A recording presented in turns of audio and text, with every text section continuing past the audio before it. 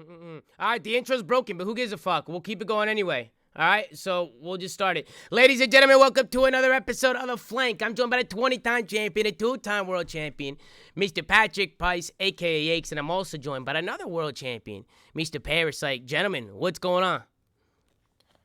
Nothing much. Just some absolute mind-blowing stuff occurring on Call of Duty Vanguard.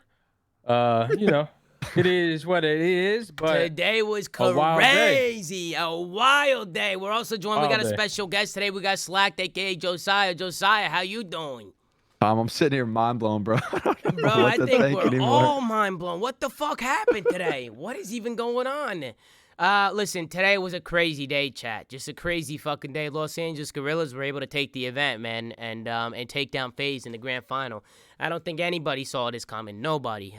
Especially with Los Angeles Guerrillas having a substitute, which we're gonna have to talk about that, which we can get there once we get to that series. But let's just hop right in and talk about it, man. We hop in today. We kick off today with Boston Breach going up against Atlanta FaZe. We got Gavitu Hardpoint, Desert Siege S&D, Tuscan Control, Tuscan Hardpoint, Berlin S&D. What'd you guys think, man? This was a smoke show. This was. It wasn't competitive. Vito's looking at it, and we talked about Boston, right? They're good, but they're not at that threshold to compete with the top teams, like the upper echelon tier 1 teams. And I think this kind of showed. I mean, Atlanta FaZe just came in better and performed better, and kind of put their dick down on them pretty much. Like that's really how it went. They just shit on them through and through. So I agree, man. I mean, this first map was, as we skip through it, you guys can see, but this first map was a bloodbath. FaZe was winning every rotation. Boston just wasn't even rotating. It just seemed like they were just like, I don't know, like stuck in the mud. It just seemed like they didn't have an answer at all for these guys, which is weird because I thought Boston was going to come out and show out. You know, I thought they were going to be able to at least make it competitive, you know? I didn't. I didn't either. Well, I mean, listen, Boston's been playing good. They haven't taken down a top team yet. I know that, but I thought That's the problem. I thought they were going to put up a better fight, Pat. I thought they were going to put up a better fight. If they didn't win the second map, the series was just basically dead. And I mean, that's pretty much what happened. I think they're just outmatched. Simply, they're just FaZe just a more talented team, has a wider map pool, and the only thing that Boston really stands out in most of the time is their S&D. I think they have trouble versus the likes of Optic, likes of FaZe, because they just don't have the slaying power, like the consistency, the discipline. They just got to get better. But I mean, they played well this weekend. And I would argue Zin's really the only one that is consistent on this team, right? Like he's the one that is kind of like their staple right now, their rock that they can rely on to have these like consistent 1.2 performances. But when you're not getting that out of him, and you're also getting inconsistent performances out of like your rookies, and it's going to be a rough match. Yeah, FaZe is all over the place, and I definitely think Boston had a little bit of a wake-up call on what it's like to play some of the top teams, right? They're just gonna have to come out with a different mindset next time, and it was a good learning lesson too, I think, for the rookies, right? Like, have the rookies even played a team like FaZe yet? Like, have they even? I don't think they're used to being on the big stage against a big team like that. They played them, but not on stage, with the crowd. And To me, this was a massive win for this whole roster, the organization. They come in, they get top third. They had a pretty successful stage 2, even though they had the easier path. Like, this was a massive win for them. They got a ton of points. They put themselves in a good position going forward. Obviously, they still need to work on being better against the better teams, but I don't think they're like shrugging their heads by any means. What's funny? You can say whatever you want about the team in terms of them competing against the likes of Atlanta, the likes of Optic, but they are the second most consistent team in the league right now. I'm pretty sure they have the second highest average. Talking about FaZe or Boston? Boston. Second highest average of what? Like placement right now in the 2 majors. Well, listen, I'm not going to go into that. I tweeted like the teams they played at Major 1 were the 10th and or 11th and 12th. Yeah, but teams. what they placed 4th and 3rd? They got 6th at Major 1, and they played the teams 10 and 11 in the loser bracket to get top 6. And then they played LAG and then I'm faded. Yeah. So anyway, we're not going to go into their overall placement. Listen, man, I got their placement wrong. I'm sorry. Like I'm sure LAT or New York or Florida wishes they had that schedule too, but close. It is what it is. I think they still have consistency to work on and just getting better versus the best teams. That's really all their focus is on. But this weekend was a win for them for sure. Yeah, it was a win. They got the best placing, and Boston's also just a new CDL franchise. Yeah. And they're finding a lot of success, not just with their their placements, but they also brought Doug on, and they have Zinni on there, and they have a lot of big names, man. They just they're building a really good brand for the first year coming in. And I also know that Boston Breach really didn't have a lot of time. I heard DC was interested in these guys, and that ended up falling through because DC just didn't think they had enough time to build their brand and get it all going. They were also interested in a different roster, right? It was like the Paul X team. Yeah. Paul X, Venom, Methods, TJ Hallery. So this was like a brand new look for them in the beginning of this game anyway. So hey, shout out to Dins and Zed and the whole Boston crew, because obviously they've put together something pretty good. And I'm sure they're happy with it thus far.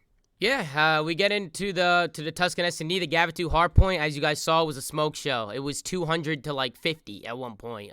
These FaZe guys, they were out rotating them. They were getting full streaks. It was just pretty much being outclassed. So we're gonna go right into the Tuscan S&D. This one was an interesting map. FaZe blew them out of this one too. It was close off the start. But then as it went on, it just seemed like FaZe were just outplaying them round by round. What caught your eye in this map? We'll start with you, Chris. Anything crazy other than another smoke show? Oh, well, no, I don't think it was a smoke show at all. I think actually, bar the first map, I think Boston had a pretty decent chance to win the S&D and the control at points. Like I was saying, this is the map they need to win. They want to make this series competitive. Yeah. And realistically, if you look at the results and you actually watch the matches, you would see they had a chance to go up 2-1 potentially if they, a few plays here and there went their way. Yeah, no, there was a few rounds here. One of them being the 3-4 round, which is a good retake from FaZe that I want to show you. But Josiah, what were your thoughts on the series? Bro, Tom, I don't know how many times we're gonna do watch parties together and watch this map and watch teams get ninja diffused on it. I know sometimes that the bombs are placed in like bad situations, and it's obviously hard to get eyes on it. But like, I sit here and watch this map versus so many teams, and constantly a team post plant will get the bomb down and they won't put themselves in positions to even check the bomb. Like, I don't care if it's a 3v3, 3v4, whatever it is. I don't know how many times we're gonna see it. Like, it literally is. I think I've seen it probably 10 times so far watching the league on this map specifically, whether it's on B bomb or A bomb, and you'll see a 4v4. Someone hops up. I don't know. I feel like the comms got to be better, or again, post-plant situations probably a little bit better because it happened in this map too. It's the same thing that people do on Berlin. People run away from the bomb. Just stay on the bomb and try to get one. You have a heady, like, sit on the bomb, buy your team time, try to get one. You'll just prevent ninja diffuses from happening so much more because you'll get the information. You'll buy a little bit more time. Instead, people just run away from the fucking site, have no fucking eyes on it. And the guy just runs to the bomb for free and gets on it and diffuses it. It's like, what? Yeah. So Boston, they find themselves down 2-4. The 2-4 round, it was where TJ, he hits up that left street, which TJ does it over and over again. You see him doing it right here. It was like a week or two ago where I saw TJ take this route like 4 rounds in a row, and they still weren't looking at it. So TJ finding some gaps here. I thought Boston was going to be able to bring this one back. But then as we get into the 3-4 round, a nice little retake from Atlanta FaZe. Boston are able to get that B bomb down, but FaZe are able to get a pick, so now they have numbers. It started with Simp. He just guns Capsule all the way across the map. And here, Josiah, you were just talking about it, like the ninja diffuses and stuff, man. Like this, I feel like this B bomb site is so hard to get eyes on it. It's like almost impossible. I don't know why teams It's all those favor damn it. pillars, bro. But why do teams favor B? Like A is so easy, I feel like. You just get control of the street and you just plant and just back up and play your life in the trains and just, work trades. I think it's the problem with A is nades, right? Like, I feel like a lot of people get naded at A versus B. You kind of have a ton of protection from that. And from like the defensive side, you're able to kind of like, if you can get onto B site without being seen from that like person who's always playing deep right, then it's almost a free plant. Whereas A, I think, is a little bit more contested. But I agree. I mean, it's also a lot harder to hold this bomb site. I like B on if it's like a mid-round adjustment. If you're kind of going A, you're breaking ankles, or you just have field control. Like if you can kill this guy back here, I feel like that's the most important kill. That's a tough kill to get. It's a tough kill. You have to kill the guy field, and the only way you can do that is either by hitting really nice shots, cross map, or sniping him or something like that. If you don't have field control, it's just so hard to actually get eyes on a bomb. So for me, man, I think teams should stop going towards this B site just because I feel like every time they get it down, it's so easy for teams to retake. But then this round, this is how it ended up closing out. It comes down to a 1v2 between RCDs. It's RCs versus TJ and Nero, and this was just a great play out of Alec. This was insane. He just outplays him. Just a big brain play from him. He's going to find one. He's going to juke the jump down. the teammate's gonna call it out, and that's gonna force Nero to hop off the bomb, man. I think it was like a little fake. He faked the drop down, and just like that, Alec was able to clutch the 1v2 to close it out. So really good plays out of Alec. Take a look at the final scoreboard. Simp was 10-6. Simp went hot first map, hot second map. Simp started this day fucking hot, man. Not sure where all the energy went, but I mean they definitely came out versus Boston and did what they had to do. So FaZe go up 2-0, and then we get over to the control. We get into a Tuscan control. Boston was actually able to win an offense here off the start. I thought a lot of after they won the first offense, I said, oh no, here we go. Now Boston's finally gonna learn how to play control now. You know, this would have been a good place to fucking learn it, but they ended up falling short on this map too. Pat, anything that caught your eye in this map before I take a look at my notes and take us to some spots? Not really. Just kind of back-to-back, just maps where I just feel like Atlanta FaZe were ahead, and just more and more my, me thinking that Boston are just the Chicago Bulls. Honestly, they're just, to me, they look like a completely different team in all modes versus all the non-top teams. Like, they look dominant. They actually look dominant versus some of the non-top teams, and then versus the top teams, I don't know if it's a confidence thing, but it kind of seems like they don't play with as much confidence versus these good teams. Yeah, no, I agree. It started off in this first round, and Boston just do a really good job. They kept stopping the clock on the 8-point and just staying really aggressive. They were able to drain a lot of FaZe's lives down. And then once they drain so many lives down, they just continue to just put that pressure on B. I think they do a really good job continually getting on the point, stopping clock, and getting kills. Eventually, FaZe just ran out of lives. But Boston did a good job. They did a good job here, just taking their time, working together through church. Winning offensive rounds on Tuscan, especially against Atlanta FaZe, is not going to be easy, man. You can see here, FaZe has 5 lives. Nero was able to get in from behind him, and he kind of opens things up. He's going to find one here. I think he ends up staying alive a little bit. He gets 2, so he just goes rogue. And at this point, FaZe, they're out. They're out of lives. There's nothing they can do. With 3 seconds left, all Boston need to do is get on the point, stop the clock, and they end up winning that first offense. Yeah, but by no means did I think that Boston was going to win this series, but the series was actually very odd because Boston looked the most competitive in the worst of their game modes. Like, Control's been their worst game mode. And for them to go up 2-0, winning an offense, et cetera, like, it was kind of just weird to me. And that's why I feel like if they could have, like, won their search and destroy, which we know they're very, very good at, like, having a 2-0 lead on Control versus FaZe, like, this series could have very well turned on its head, but you got to close it out on defense. Yeah. Boston needs to close this out here. The problem is FaZe did the same thing that Boston did, and they just drained the lives down. They're able to stack the points, and then on top of that, they're able to get some ticks. But FaZe still had the offense going into the overtime. So FaZe won the offense. They clutch back up on a defense, and then we go into the overtime round. And FaZe was just able to work a stack. And guys, the point moves quick, man. I still feel like there's teams that get kills and don't get on the point quick enough. I really do feel like if you can get 2 or 3 guys on that point pretty as quick as possible off your kills, even if they're coming off spawn and the nades are coming, bro, if you can get 2 ticks and die, you're still getting a W. Maybe not so much in the overtime, but if you get 2 ticks and die, I feel like it just sets you up for the overtime round where you can lock in that defense. But Boston was the team that ended up getting the most ticks. They ended up getting the defense, and FaZe were just able to work them in this overtime and just pretty much close it out. Abizi had a really good control map. He's 36-26 right now. But he kind of fell off a little bit, huh, Pat, as the tournament went on. He definitely did. I think he probably had one of, if not his worst by far series ever in that grand final. Something I do want to mention, though, about this Tuscan control. FaZe are now 9-2 on it, and they average the most ticks per round. Well, I'm sorry. Also, FaZe had the defense, by the way. I fucked that up. FaZe got the most ticks, and Boston were winning by lives. So I think FaZe winning their offenses by ticks helped them out a little bit. I forgot to mention this, Tom, when you were talking about A site on Desert Siege. FaZe actually won 100% of the rounds that they planned today. 7 for 7. I forgot to mention that when you were talking about that, the fact that you like A more than B. And that was pretty crazy. I mean, to go 100% in anything is always hard to do. Yeah, that's. I'm telling you, whenever I see people, I would like to know the stats on the B-Bomb site on all the teams combined, like what it's like. Like, what do you have those stats or no, Pat? I don't have that, but we could probably get them. We can get it. Yeah, we just gotta have Easy Mac or something. But we got a couple more Desert Siege today.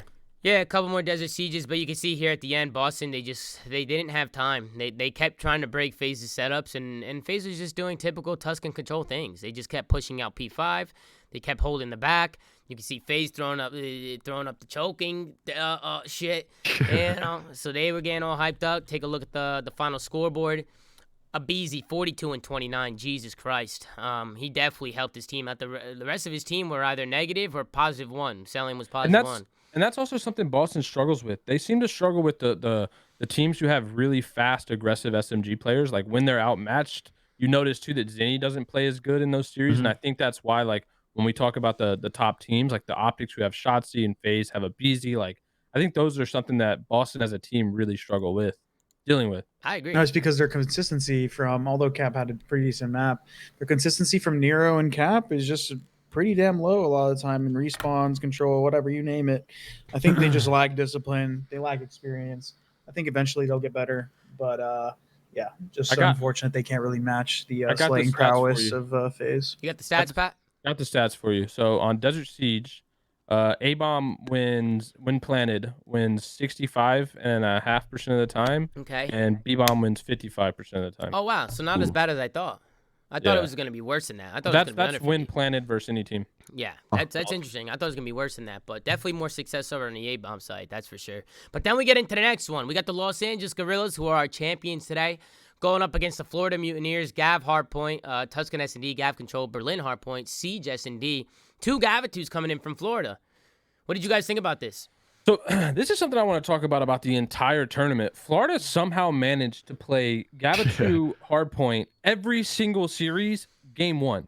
So they weren't higher seed in a lot of these matches. And I know we talked about it before this, where like their only good map really was Bocage. But dude, at the end of the day, I don't care what Ogre 2 says. I don't care what anyone on Florida says. They're a 3 AR team. They have 3 AR players. And they're getting to play Gavatu, which is the map where you run 3 ARs every map. And they also have Vivid pulling out the 4th one. So, and that's what they found success on all weekend. Every single series, they got Gav Hardpoint and Gav Control. And that never happened in any of their LAN matches or online matches at all. And I think that was a massive reason they were successful this weekend, because they were able to just win Gav. They went 3-1 in Hardpoint on Gav Hardpoint, and they went 3-1 on Control and Gav Control. So, I don't know. To me, I don't think we'll see this again. And I think that's going to really hurt this Florida team, because the fact that they were able to get that in repeatedly every series and no one picked up on it. Nobody was like, yo, why is Florida playing so good? They're getting Gav in every series 1 and 3 and winning every time. Yeah. So I think that's just it's good for them to get it in their map pool a little bit more expansive. I want to give props to the Florida team, because granted they did probably get a little bit more of their favorable maps. People probably underestimated their how good they were at Gavatu. Sorry, but they underestimate how good they were at Gavatu. They started to expand their map pool, and they looked a lot better, which is good, because that's something we criticized them for. So a lot of the reason why we didn't have them too high up on our tier list, just because they just didn't look really superb at anything. But their respawn looked a lot better this weekend. But to basically co-sign what you were saying, I think once a team especially goes to a LAN and is clearly winning a certain map, it doesn't matter what you remember them online for or something like that. Just play the maps that they're not hot on. They're doing well at the tournament for a reason. They're literally winning them over and over. Why are you letting them play it? Like if I'm Guerrillas, and I know they end up winning the series anyway, but like when you're looking at the maps that they've played to get here, they're literally winning every Gavatu. Like why are you allowing that to occur when they're literally on a streak where they're just dominating every team on it? It makes no sense to me at all. I will say too, Pat, though, I feel like it's a good thing if you're a Florida team, because like everyone was getting rid of Bocage, and like even if it's map 4, you still have a consistent hard point that's almost a go-to, so it helps you in vetoes, because if you have a good Gavutu, then people will go back to playing them on Bocage, which they're comfortable with. I fully agree with you. The problem is the teams who have veto advantage, they get to pick map 1, are picking Gavutu. Like they're picking the map that Florida is on a heater on and want to pick, even if they had the map pick. And that's the problem. Like if you have the veto advantage, why would you ever pick the map that the other team is going to pick? Like for LAG, I don't really mind the map being in. I just don't agree with them picking it, if that makes sense. Exactly. You have other options. I don't know. Weird situation to be in. I mean, the first map here was another blowout. I mean, it's 230 to 95 right now. And honestly, it was the same. LAG had the same problem in the Gav that Boston did against FaZe. They just weren't rotating. They couldn't hold a rotation. They weren't even getting to new hard points. Even when they didn't have rotation to a certain hill, they wouldn't even have rotation to the next hill. It's almost like they were playing frantic and kind of weren't thinking in the moment. You know, they were just kind of running. It happens a lot, right? On a championship Sunday, you see people, they kind of tunnel vision a little bit, and they kind of forget the fundamentals, right? I feel like that's definitely something that happens, especially with the young team. But Florida, they come out hot. LAG don't rotate at all, and they were able to get this dub. So big first map from Florida. Take a look at the scoreboard, 27-16 from Awakening. He was playing really well. Skies, Vivid, everybody's doing their thing. Dave Patty's interactions were really, really low this map too, Pat. Because I know Pat, you were, or was it Ian? Somebody was talking about Dave Patty's just interactions. He really feels like against the top teams, Dave Patty's gonna have to, least kills, least deaths every series. Yeah, step up the pace a little bit. Do you guys think that's a problem? Because Ian thought it was a huge problem. I don't think it's a problem when you play maps like Gavutu, but when you don't play maps like Gavutu, then absolutely it's a problem. He was on the super soaker on that map specifically, but yeah, I think that might be why they struggle on some of the other maps, because their pacing is just so off, and we usually attribute that to the fact that there's so many AR players, and they're Awakening's running a sub on some maps, their pacing is just their pace is terrible. Yeah, they play like AR players with their subs sometimes. And when you get to play maps like Gavutu over and over, like, you're not really worried about pacing because it's the longest range map. Yeah, it's rotational. You can just kind of hold down lanes. Yep. I gotta say too, I don't know about you guys, but even to think how Austin started that first map, like he finished 8-23. This is an elimination match to start the day. Obviously, they go on to win the tournament. And then the search and destroy, he doesn't even play well either. It's like insane to see his bounce back, honestly, from the start of the day, potentially getting eliminated, going down 3-5, which we'll talk about in the last map, and then going on to win the tournament is nuts. And Slasher, I feel like it's just you got to give him credit for just staying composed. Honestly, through it all, right? Because sometimes when players are getting smoked like that, they just continue to get smoked and they can't gather themselves. But Austin, I mean, he's been doing this for a long time, man. I feel like for Austin, he probably just took a deep breath backstage and just said, just keep playing your game, man. Sometimes you're gonna struggle and things might not go how you want them to go. So not even that, but this whole tournament was just a test of their resilience as a core. Like, they not only had to play with a sub last minute, but also they went map 5 like every series. Yeah, legitimately every series was a map 5, and mind you, their sub Spart was, like, in my opinion, the best player on the team this weekend. Yeah. He's definitely the most consistent, and they definitely have to thank him for all those map 5s, because he was actually popping off in a lot of them. Yeah, and I think that's something that's hard as fuck to do, right? Yeah. We accredited Toronto for kind of doing that at Major 1, where they couldn't win a fucking respawn and somehow got top 4. So it's like, that's now 2 events where teams have put together those streaks to where they're just clutching up repeatedly. Obviously, they were able to win 10 S&D maps in a row, which is absolutely nuts. But I think they set the record too. But honestly, they were able to win respawn, so they had a leg up on Toronto. But you want what's crazy though? S&D is the most consistent game mode in this game. Yeah, in my opinion. S&D is just S&D. Yeah, there's no bad spawns. There's no bad spawns in S&D. The maps were still made for search. It doesn't have squad spawns. Like, yeah, it's the most consistent. I feel like most of the time I can point out who's going to win the search and destroy most of the time. Like, in comparison to, like, where I'll be like, yo, this team's about to get bodied in hard point, and all of a sudden they're winning the map. I'm like, what? And then Control's the same thing with the defenses. Like, I don't know. Yep, this was a good bounce back for LAG after the first map. I think it was just a good change of pace to go into an S&D and get a W here. He started from the 2-1 round. Asen went rogue. He was able to break ankles, get that bomb down at the B site. They end up going up to 3-1. And then Florida, they were down numbers here, 2-3, but I think it was Big Wake who was able to find one church. And Florida were able to get to B, and Slasher just gets gunned right there.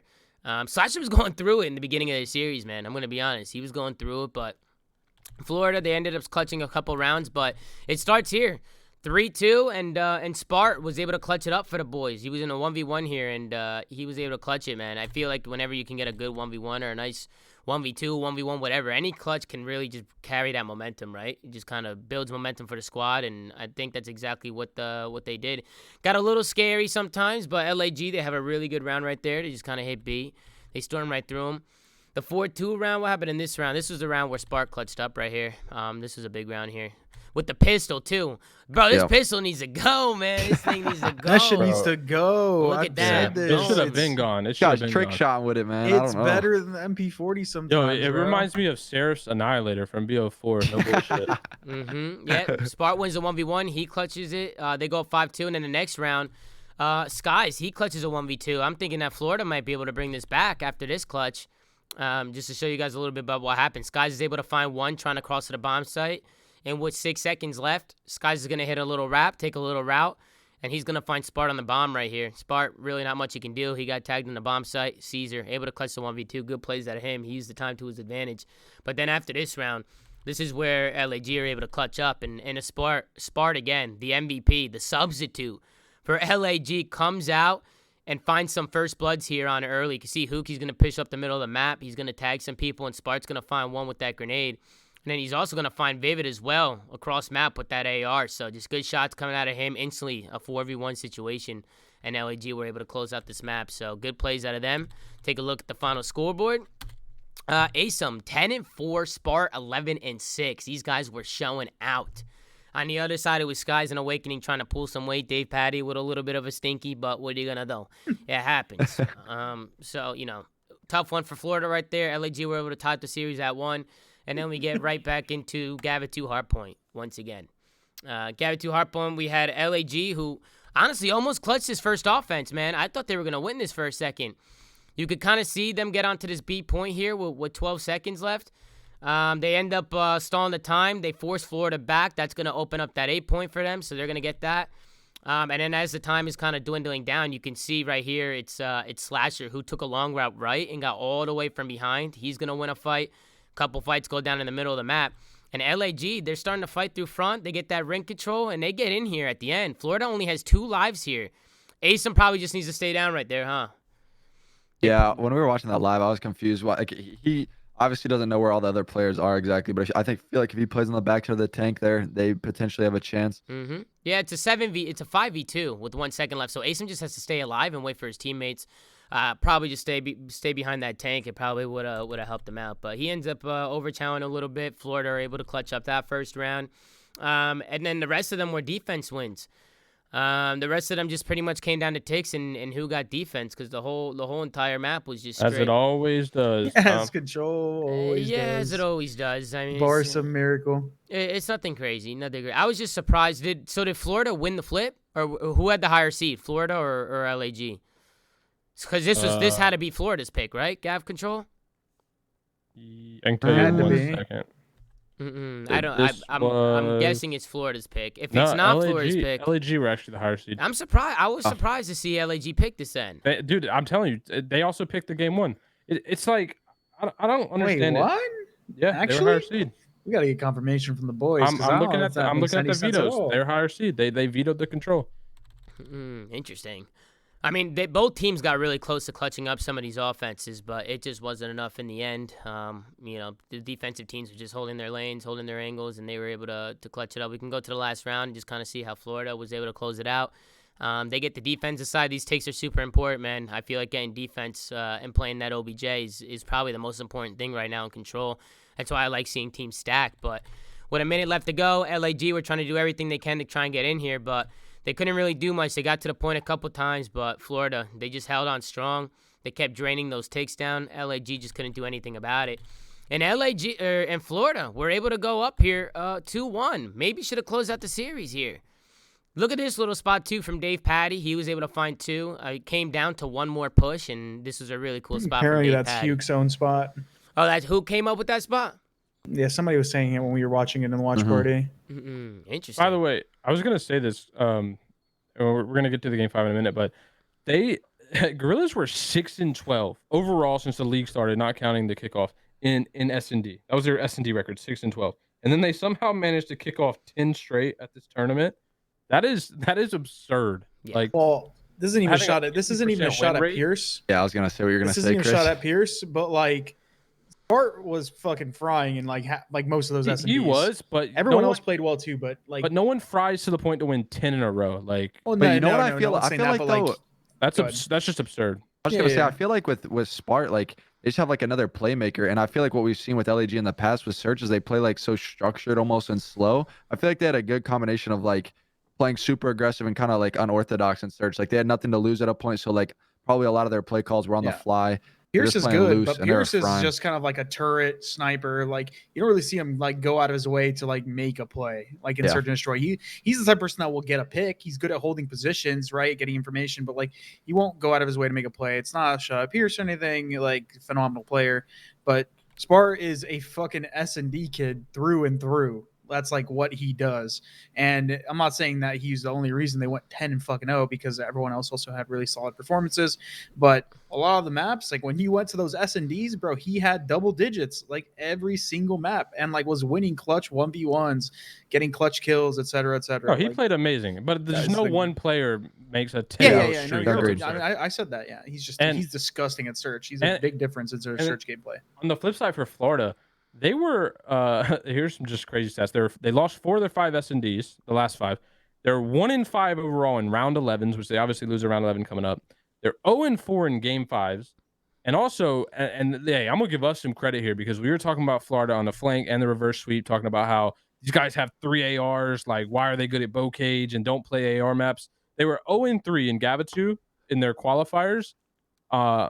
On all modes, and they come into the major and go 6-2 and only lose Gav twice, 1 control, 1 hard point. So I think the fact that they were able to kind of just say fuck it, like we're going to be AR players and run ARs. You even see they were running 3 and sometimes 4 on this map, like they would be picking it up.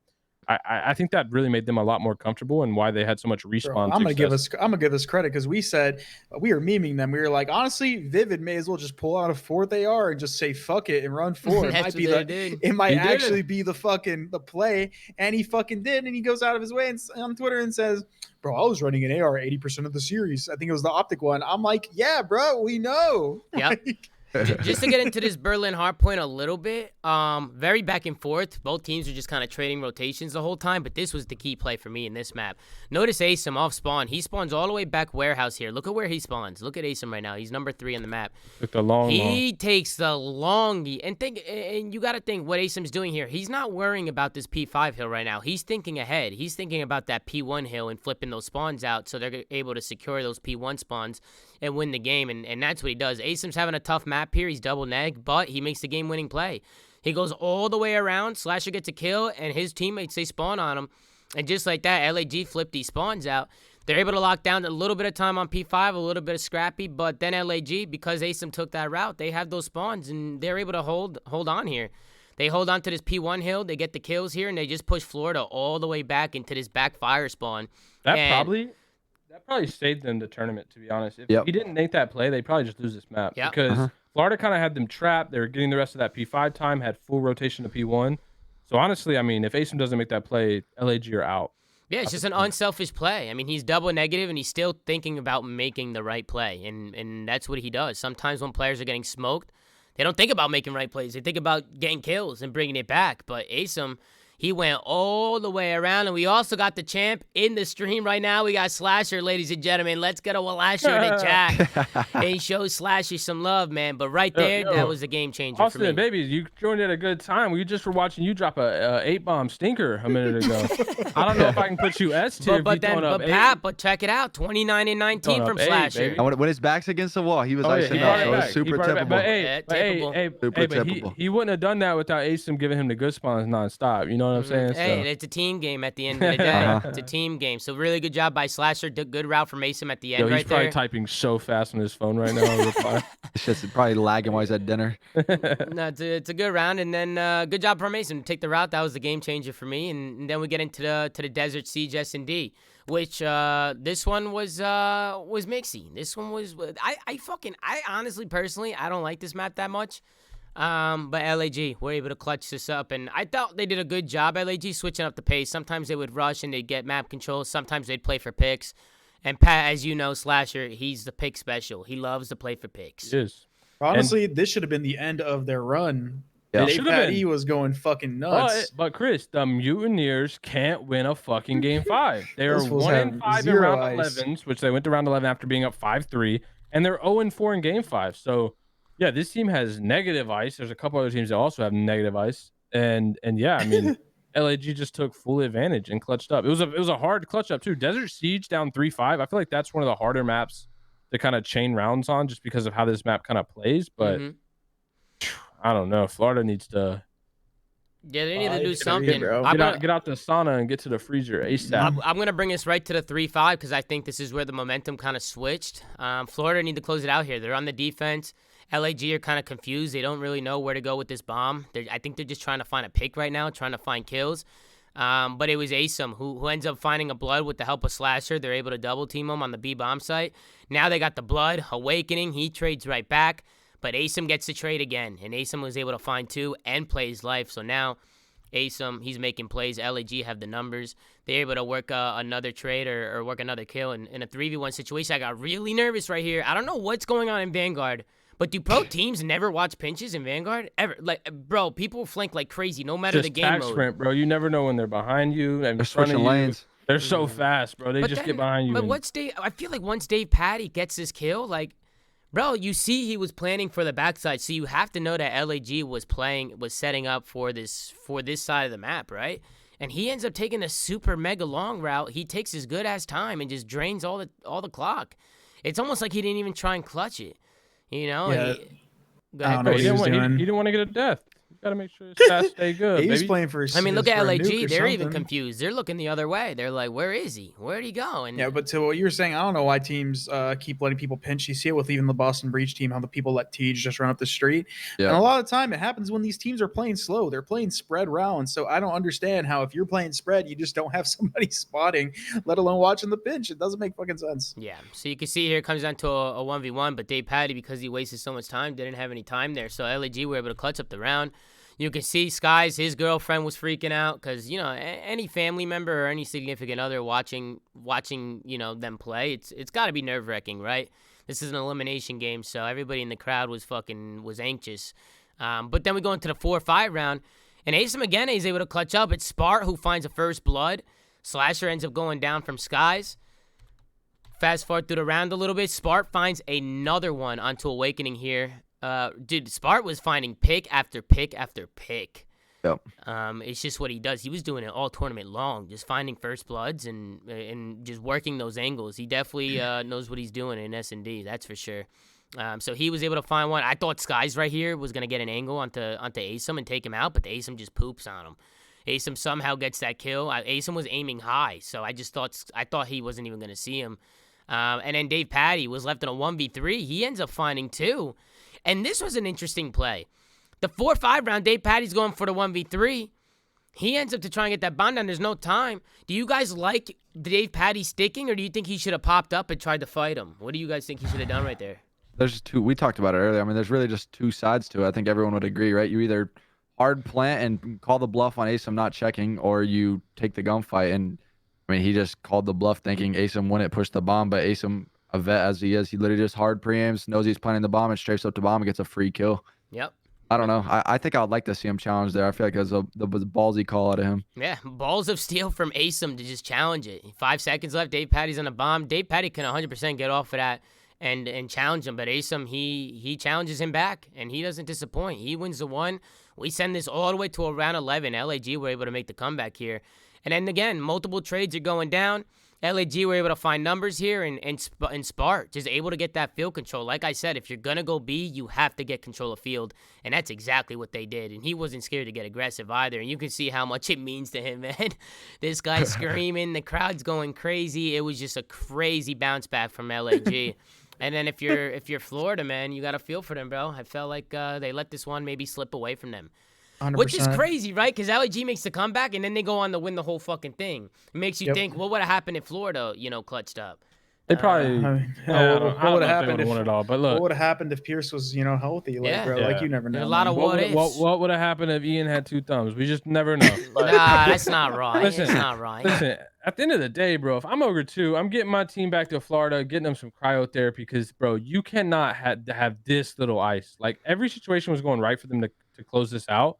And just no ice back. Not to even back that. to back rounds. I linked it in TeamSpeak. Look at the stats from the series. Look at Dave Patty's stats in this series.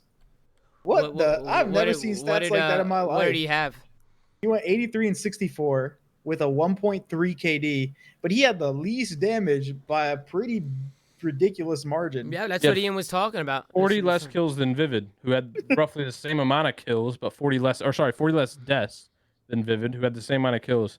My boy was playing slow as hell. That's crazy. That's definitely crazy. He should just go back and watch some of the matches and just see what he was doing and try. He just wasn't being impactful. Like that's all it comes down to. Like, he was on the map, he was getting kills, he was doing maybe his job, but he wasn't being impactful. So it's it's just one series, but that's the one thing. Like we said, it worries me about the team. It's like, bro, they got hella AR players that think like AR players, and like they're just gonna traditionally play a little bit slower sometimes. Like they were playing against LAG, who, not to take anything away from them, they obviously won the tournament, but like a play style like that, like if you put up those numbers against a super aggressive, talented team, like it's probably not gonna fly. Like I don't know, they still got a lot to work on, even though they made a pretty decent run.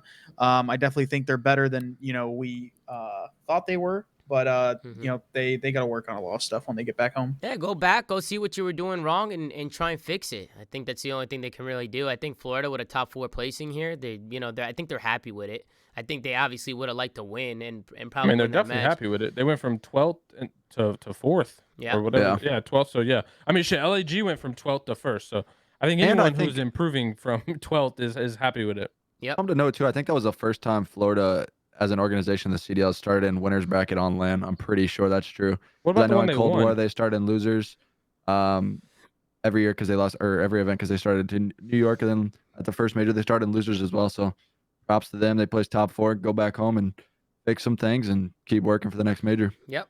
Then we get into the next one. We got the Boston Breach going up against the Los Angeles Guerrillas. Los Angeles Guerrillas just clutched up against Florida, so they're feeling good. They're feeling confident. We got a Berlin Hardpoint to kick things off. Bo Cage S&D, Tuscan Control, Tuscan Hardpoint, and Berlin S&D. Chris, Pat, Josiah, anything on the vetoes at all? Yeah, I will say one thing. Why is they going out Boston and banning Bo Cage in this series? I was a little confused on that. I know they like to play it a lot. They've started to veto it a little bit more, but I was shocked to see that. I don't know what your guys' takes were on that, but one more time, what did you say? Interesting. They vetoed Bo Cage. Boston vetoed Bo Cage Hardpoint in this. I feel like that would be a map where LAG would probably get rid of it because I don't think we saw him play it the whole map. So I was curious to see why they did that. Yeah, I mean, they probably just weren't confident in it because they weren't playing very good. But yeah, that's a map I think LAG probably vetoes. They don't really favor it, and I think if anything, if I were Boston, I probably would have vetoed Tuscan. You'll see it in hindsight, but like that's their bread and butter this entire weekend. I think every single Tuscan map, whether it was Control, Hardpoint, Search, was a big factor in LAG's success this weekend. Yeah, so I'm surprised to see it in the series twice. We got to talk about this guy, Tom. I linked you. I don't know if you need it on DM or no, this is good. I'm good. Okay. Yeah, so this guy was swapping jerseys today, midday on the stream. He was caught when Atlanta was playing, he had the Atlanta jersey on. And when Boston was playing, he had the Boston jersey on. I just thought that was funny. That is hilarious. We had to get that up there. He was. I don't know. Funny. He might have had an LAG one on in the finals. I'm not sure, but shout out that guy. Hey, whatever team's showing up, you gotta put their jersey on. That is funny though. That is really funny. He's probably doing it on purpose. But let's get into the listening with the Los Angeles Guerrillas. These were our champs today, so let's see how the boys are coming. Nero. He playing my back, sir. Nice, one more close on Spart. One shot on hill. Nice, 3 dead. Left, yeah, left. I'm going around, they're gonna be done. I'm staying down the time. Hard play kills, guys. This is good time. I'm getting naded. Behind him, I'm behind him. Upstairs, TJ, upstairs. I'm behind him. Yo, one outer. Good shit. Nice. How many yours? One shot. I spawned near. Nice. Where's Zinni? Nero was old. Nero's old. Outer one now, dead. Look for Zinni. He's on me. He's weak. Cat. Dead. I'm gonna get you out of here, Chris. I needed my cat. Pinch color. Okay, I'm trying to hold it. Ready, top outer, dead, good shit. Pinching where? I don't know. I don't think they are. He's outer. One guy's front fire. Nice. One's outer. He's close glass steps, bro. In the window. He's showering right over. Close gas. Good shit. Could be out on me, guys. He's flanking outer. We're missing cap. He's outer teach. We're missing cap. Absolutely inner. 2 1-shots inner. 2 1-shots inner. There's 2. Outer on me, bro. Nice. Outer on me, dead. One intercept. I hear you. He playing side. Last guy intercepts us there. Last guy intercepts. I'm going around up. I hear you. One guy's gonna be top P5 probably. I'm trying to help him. He's out secret, I think. No, never mind. Top P5. Jumping in the red room. He's on the glass stairs. On the glass stairs, 1 shot. I can't hit. On the glass stairs, 1 shot. I'm dead. Top P5. I see just rotate. Yeah, rotate. Fuck it. You're by yourself. He's gonna be on me. We got him. Good one. Yep. It could be bottom new, guys. I like that a lot. Really good comms from there, man. It's like they're having a little conversation with each other. Chris, I feel like you're gonna like this listen. Did you like that one? Sorry, Chris? Mike was muted. No, you're good.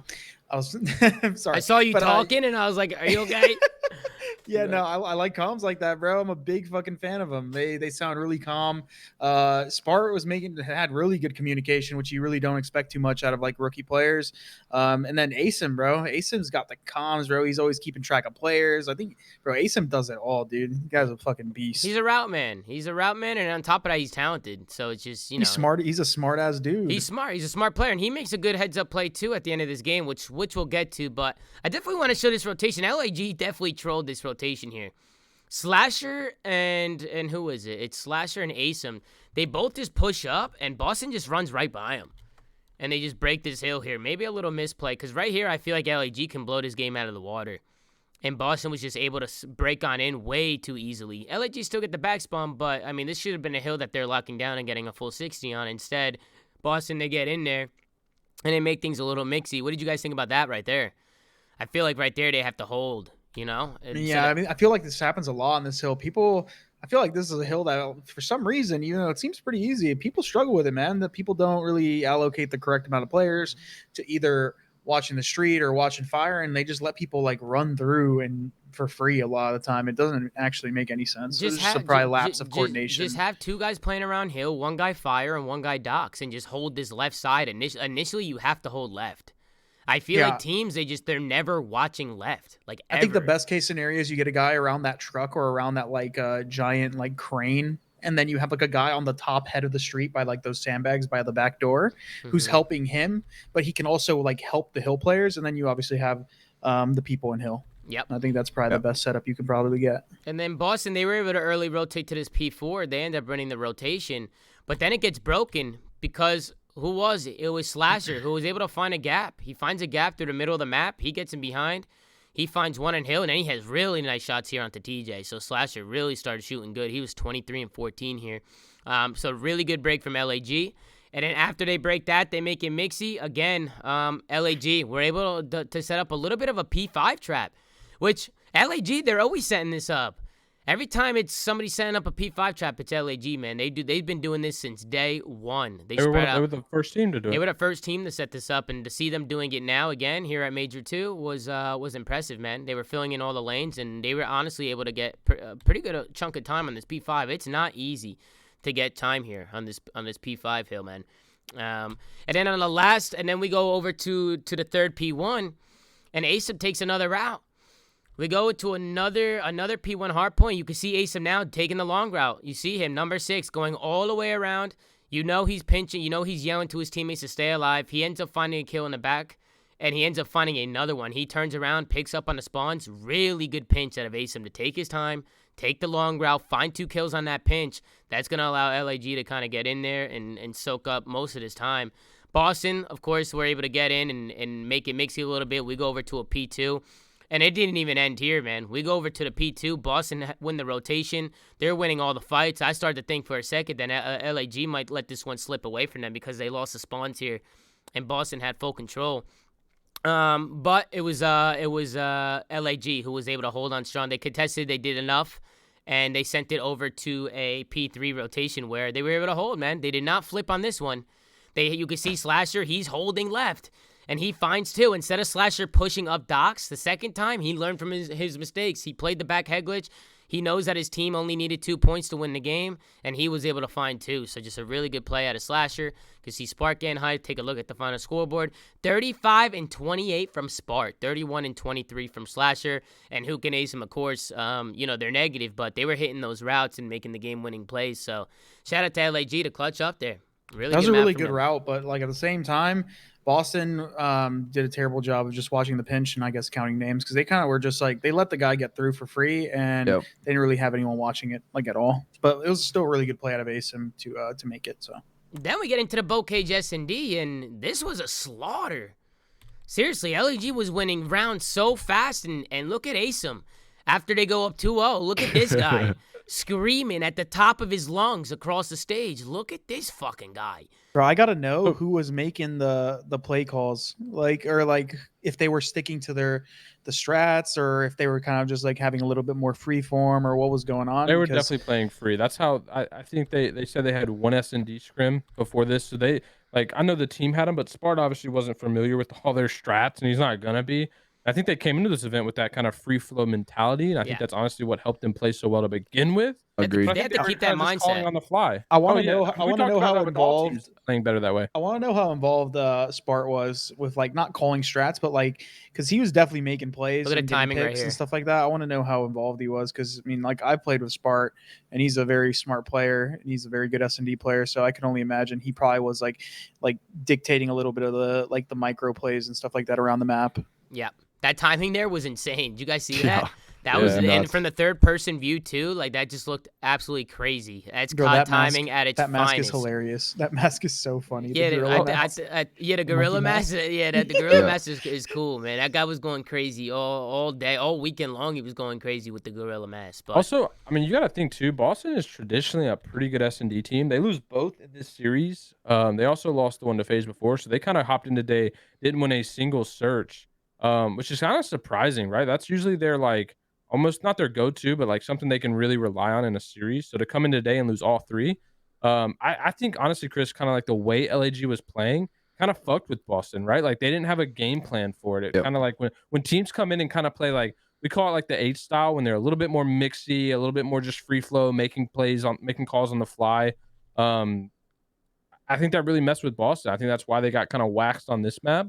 But to come in for a team who's traditionally a good S&D team, not win a single S&D on Championship Sunday, that's a dagger. Yep, definitely a dagger. What do you guys think the biggest problem is with Boston today in their S&D? For me personally, I felt like they just kept getting blooded. They kept getting blooded, and then they also just kept solo challenging. It's almost like they had the LA Thieves effect today.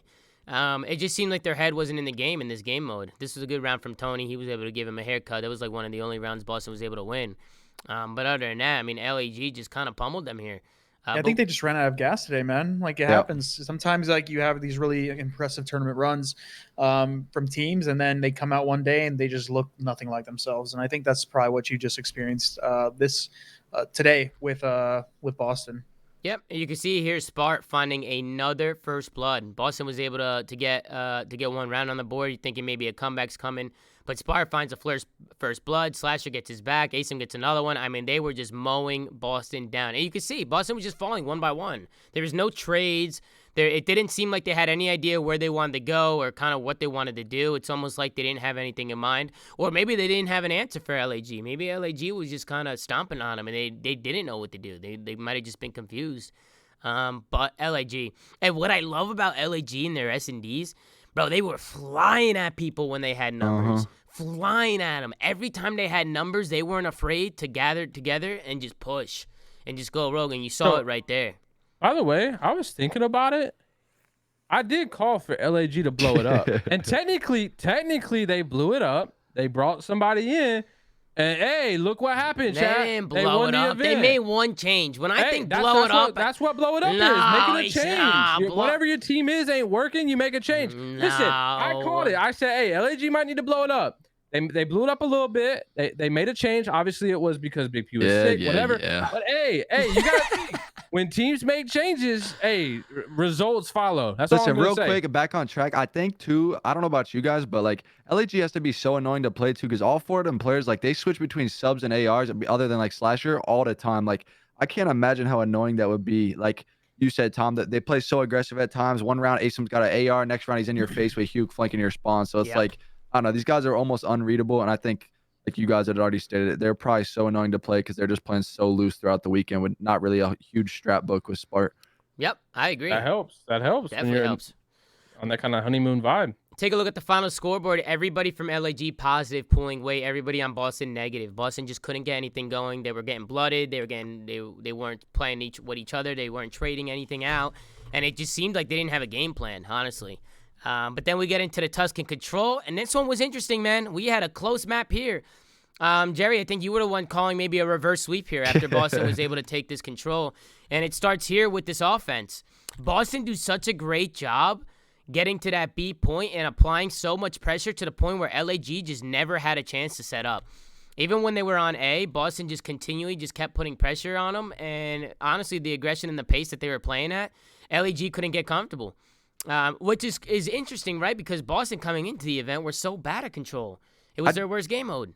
I want to get your guys' take on this. I swear they got better at this map when they started using the Volk, bro. I'm not joking. This weekend, they started using the Volk. Like, you saw Nero in this map specifically start using it. And, like, I don't know, the whole pace and morale of the team just changed. I think TJ was running a sub, and he's usually the guy running the second auto. I feel like it was a good thing for a lot of teams this weekend. It kind of, we've talked about it, uses that flex role, kind of more like the Maddox. You can play a little bit more aggressive, add some strafe to the game. I don't know. I think it changed his map over the weekend, in my opinion. I think a lot of these sub players are just preferring ARs, bro. You even saw BZ pulling that shit out. Yeah. He was like, "This MP40's trash, bro. Like, fuck this Bloom shit. Let me pull out an AR." I feel like it kind of got into BZ's head though a little bit. I know, definitely. I won the Fugaze event in Black Ops 4 with the Rampart, and it was definitely in people's heads. Like, I don't know. It's something where it's a mental thing for these teams. They're losing full because someone's frying with it. And, like, maybe I think, too, arguably, you could say that it messed up FaZe because they didn't really have anyone rocking the Volk. Like, Abizi was running it, but on some of the AR maps or the sub maps, you didn't have, like, that traditional flex rocking it because I'll be the one to say it, though. They got to get rid of this Bloom shit.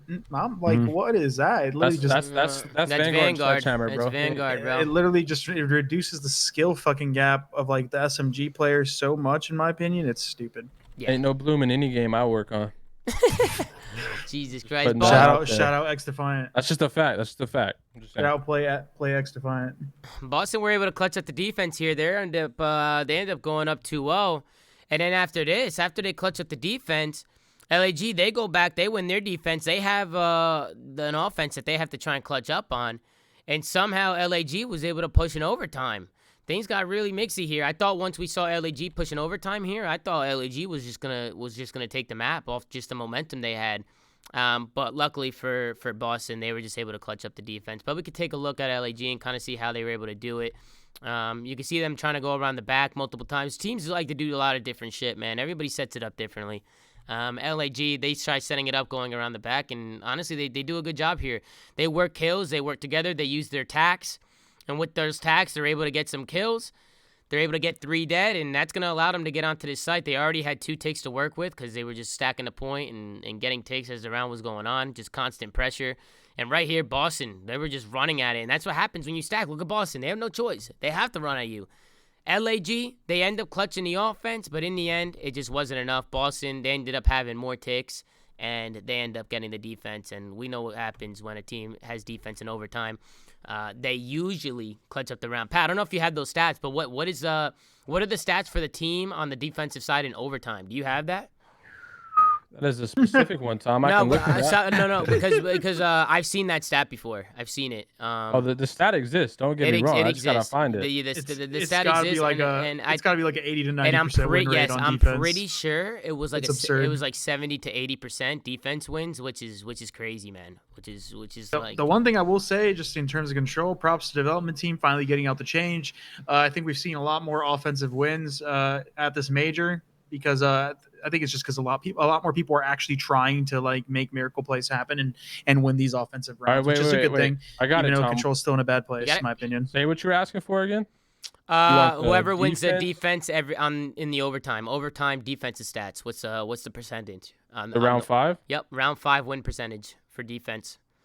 I'm pretty sure it's like 60-70%. Like it's up there. It's higher. I think it's like 78. Damn. Some people on chat are saying 73. I don't know what that is. I know the stats out there because I've seen it before, but I know it's high, and that's crazy, man. I see. It might have went down today off some of these series because I know FaZe won 1, someone else won 1. I think going into this tournament it was like 78 though. By the way, Capsule took this route 25 fucking times. He hits through middle alley. Here he goes. Look, you see him taking it right now. He goes all the way around. He hits through middle alley and flanks the roof spawns. And he's a nuisance, man. Look, he gets the kills here. Look, and he does it again. He That's jumps the out the Shotzi window. route, bro. Seriously, he just does it again. Look. Shotzi does it all the time. He goes Fallon or he goes into fire and jumps out, plays around the mid alley, and he either flanks the field or he flanks the roof. He does it all the time. If some of you sub players out there want to know how to be a nuisance, this is it, man. Just keep hitting that mid alley, keep on pitching those roof spawns, and it'll really bother teams that are trying to push B. You can see just by him constantly doing those flanks and doing those pinches, they're able to drain lives down. I don't know why they showed Alley Cat right here at the end of the map.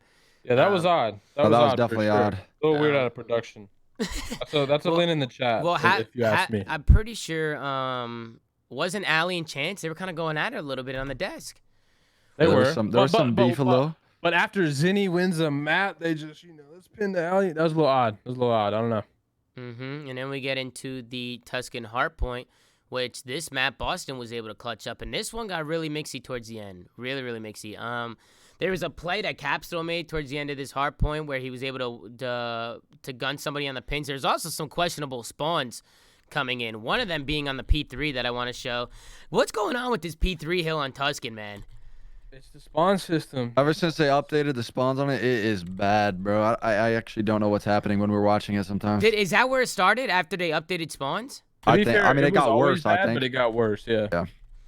I think they added some more conditional spawns. Like they added a couple more points that didn't previously exist. Yeah. But yeah, they just got worse. So To be fair, that spawn isn't completely unbelievable if you actually look at it, because people are just so far pushed up that like it's just kind of open, but it's still stupid. it's I not don't think necessarily that specific one. It's all of them. It's the It's fact all that of them, there's so yeah. fucking There's many. so many I mean, of them kind where of it happens too often. Capsule is roof. Like if he, I guess Capsule maybe just needs to play a little bit deeper here. Not even that. It's more so like there's a guy field pushed up looking at the field spawn. There's a guy mid alley, like pushed up mid alley, and then this guy's like super pushed up here. So, I mean, it's just the weird timing of it. I think it's kind of stupid, but at the same time, it's stupid how the spawns work. Yeah, and because Hook spawns there, I mean, LAG were able to break on in. I felt like Boston could have got a pretty fat lead here in the beginning, but because that happened, Hook makes the play off that spawn that he was gifted, and LAG was able to get into this hard point and just make things pretty mixy. So, maybe you got a little bit blessed there if you're LAG. But going into the second rotation is where we saw most of the plays being made.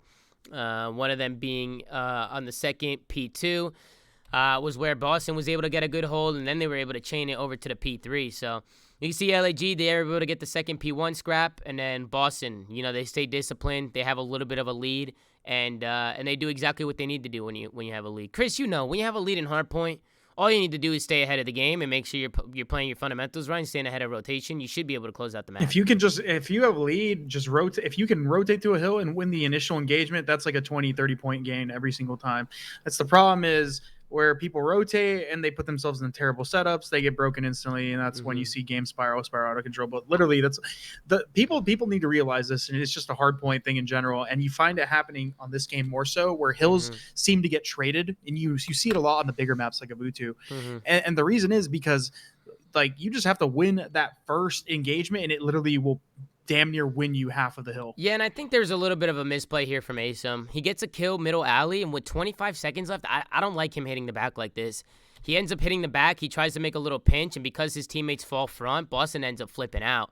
I think right there when Asum gets the kill, because there's 25 seconds left, going towards the back is not a good idea because they end up flipping out. Boston gets most of the time. Boston ended up getting the scrap time and the rotation here.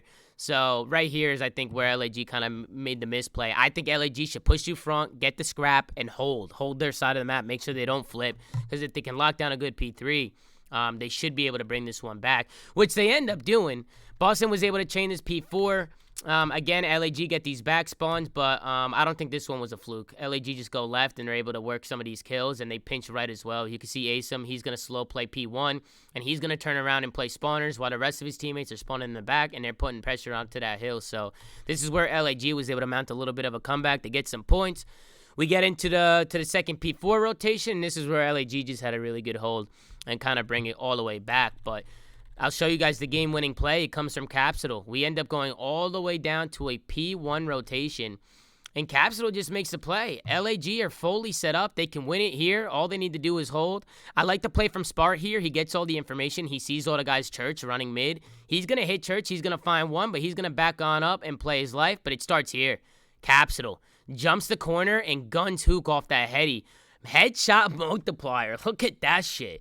Bro, I'm not mind blown that Kook lost the gunfight because you can just get gunned like that. I'm more mind blown that Cap was like, "This is how I'm gonna take this gunfight." Yeah, right. Like what? Like I you would could never shimmy take the it, gunfight throw a like that in my shoulder or life. something. He just jumps the corner and just smokes. It's like almost like he knew he was on that head glitch, like without even like actually knowing. It was actually kind of nuts. Yeah, and I feel like this is also a really hard hill to break. Like this P1 hill, because of there's so many head glitches and people are just snaking headies and staying down. The only way you can break it is by one gunning somebody like Capsule just did, or using your tax. So you can see Capsule, he's getting all hyped up and he's ready to go. They're able to close it out and send this to a map number 5. Take a look at the scoreboard. Nero really showed out. He was going off with that Volk, man. Yeah, Nero gave Spart a taste of his own medicine that map. Yeah, he was 39 and 30. Tony 30 and 21, doing what Tony does, and just a really good overall play from them. What do y'all think is gonna happen to the Volk? We were kind of talking about it on the I heard it's getting G8 already. I heard it's already being talked about. I think it's gone. I don't think it gone. should be gone, but it's gonna be gone, knowing how the way people are. Yeah, I think they will. Dude, do you know how people were thinking? It was the same thing with Nick. Like, oh my god, like they brought it. They won a fucking. They used a Volk and won the event. Like, people just don't want a crazy change of adjustment. Like I said, I think it changed some of the maps, and people have realized that, and they're gonna want 2 guns, even though it's not OP at all, and they'll just get rid of it probably. Okay, so now we get into the Berlin S&D, and this is kind of the swing round for me. It's a retake. It's a 3v3 situation. Boston get that B bomb down, and we know how hard it is to take over this bomb site when you're coming from the defensive side. And honestly, if you want my honest opinion, I think Hook just knows where the fuck Zinni plays every round. Zinni plays the same spot every round. So Hook was able to make a play through the spawn. He finds Tony all the way in the back, and then he just gets the help from his teammates. He has who is that, Slasher P5, who was able to get his back and find one. And just like that, LAG just smoked Boston. I think Boston let that one go, man. They get that B bomb down, they get backed up, and I think LAG were just doing some VOD review. You know LAG was watching VODs before this one. Yeah. Also, some body shots coming in. I didn't show it, but the first round, Boston was able to win it, and Capsule was lighting Slasher up. Rookie mistake. Rookie mistake, man. Rookie mistake.